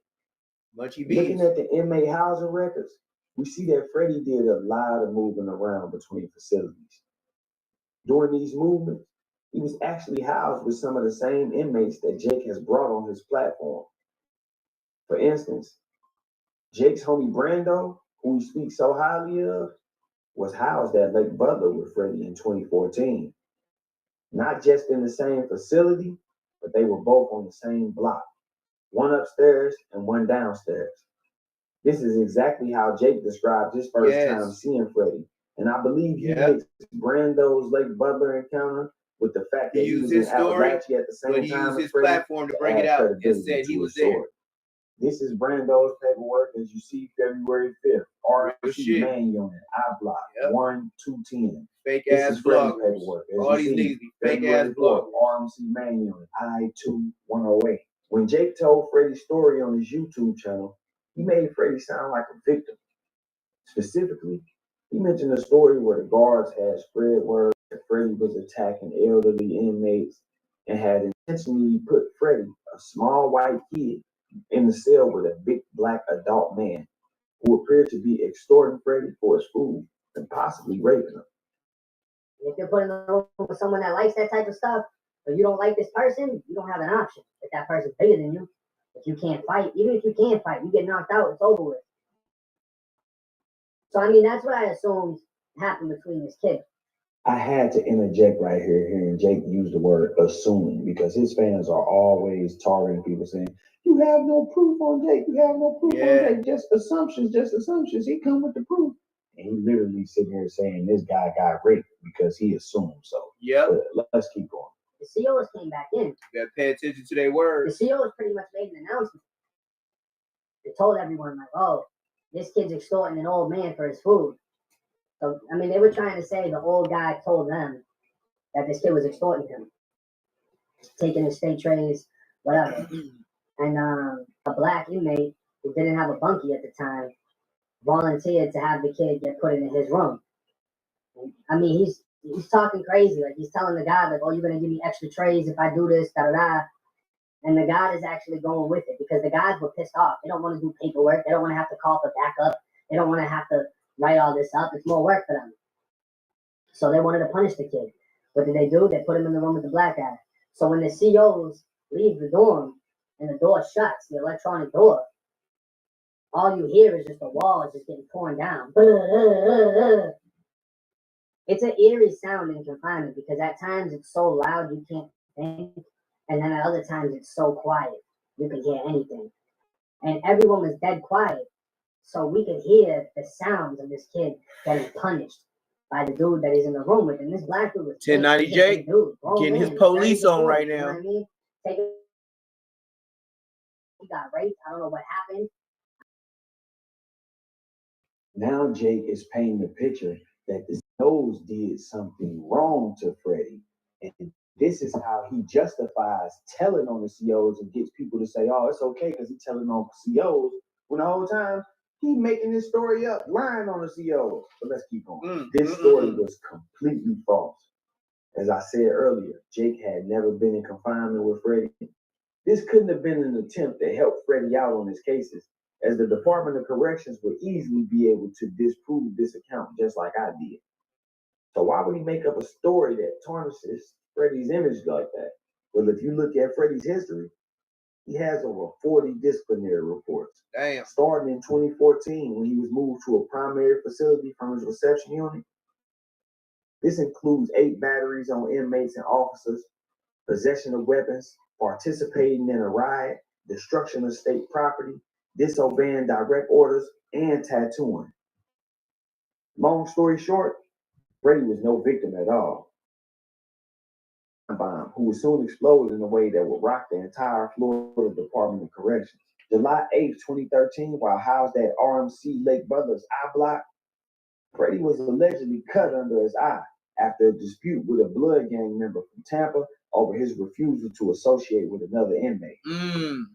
Around October of that same year, Jake would pass through RMC and hear the story of this crazy white boy. That's why Jake told that story. He got into it with the blood. Someone familiar with the situation, Jake was aware that Freddie had been released from RMC, and this made it easier to run with the story because the person whose story it was no longer in the Florida Department of Corrections to challenge the claim. This is how we got the viral story of Jake and his face getting slashed. He knew about Freddie's reputation and he knew what happened to Freddie, but he also knew that Freddie went home. So while hearing that story, he decided to put a little scar on his face, and when he get to Lancaster, then he pretend to be the guy that everybody been hearing about, and maybe that'll keep people off of him. Everybody heard about the crazy white boy getting cut in July. In October, a white boy shows up with a cut, claiming to be that guy. Freddie would eventually get a stitch tattoo over his scar. And even though Jake claims he was never around Freddie, he also claims that he remembers when Freddie got his tattoo. Lies. Step into a world where beauty These big platforms, once they get a certain amount, matching fragrance and body care. they just tell you a lie and everybody believe it. That's what I said, man. I ain't no way in hell I let this nigga Bosco slide telling all the goddamn stories. You ain't seen that nigga in the hood in 6 whole American goddamn years. This kid got out of confinement. You know what I mean? He had a black eye for a while when he first hit the compounds. And, you know, immediately he was associating with homosexuals. He had a T on his DC number for Tampa. He caught his case in Hillsborough County. And I seen his DC number. I seen him walking around. I seen when he got the little stitches tattooed on his face. You know, you see everybody. You see everybody in the compound. You see who's new. You know who's who. And you do your homework on people. On April 11th, 2015, Freddie's 15-year-old brother Donnie was killed. A man named John Pulaski was driving a pickup southbound on County Road 579 and slowed to avoid Donnie McIntosh walking on the shoulder of the road near Thomas Street. However, Donnie was reported to have been looking at his cell phone and reacted to the pickup truck by jumping into the street, resulting in his death. What the fuck Alcohol type was system not a that? factor in the crash, and Pulaski was not charged in the incident. In the months following, Freddie would lose his composure and find himself in a serious situation. Yeah, in May of 2015, started acting like a white boy. While working inside grounds, Freddie was written up for disorderly conduct. The next month of June, while in confinement, he would be written up for an obscene, profane act for allegedly possessing pornographic material. Obscene, profane In act, September of possession 2015, of weapons, while again riots, working inside grounds, disobeying Freddie orders. would be written up pending an investigation for destruction of state property. Allegedly, That's normal shit. He had destroyed a tool to make a He weapon. ain't special for that. On the morning of October 2nd, 2015, Freddie was placed in the cell 3115 with inmate Scott D. Collinsworth at approximately 11:12 a.m. Scott Collinsworth was a diagnosed schizophrenic who had also been deemed. We was on you hours ago, Flacco. He had like long time ago, Flacco. Like you late, Reflects Flacco. that the authorities had known from the Flacco, we've been talking about you. You got to go back to the beginning, Flacco. But I understand. I dig you. You a cool dude. But your boy Brick Baby, I know him in real life. He told the story of me with the red dreads.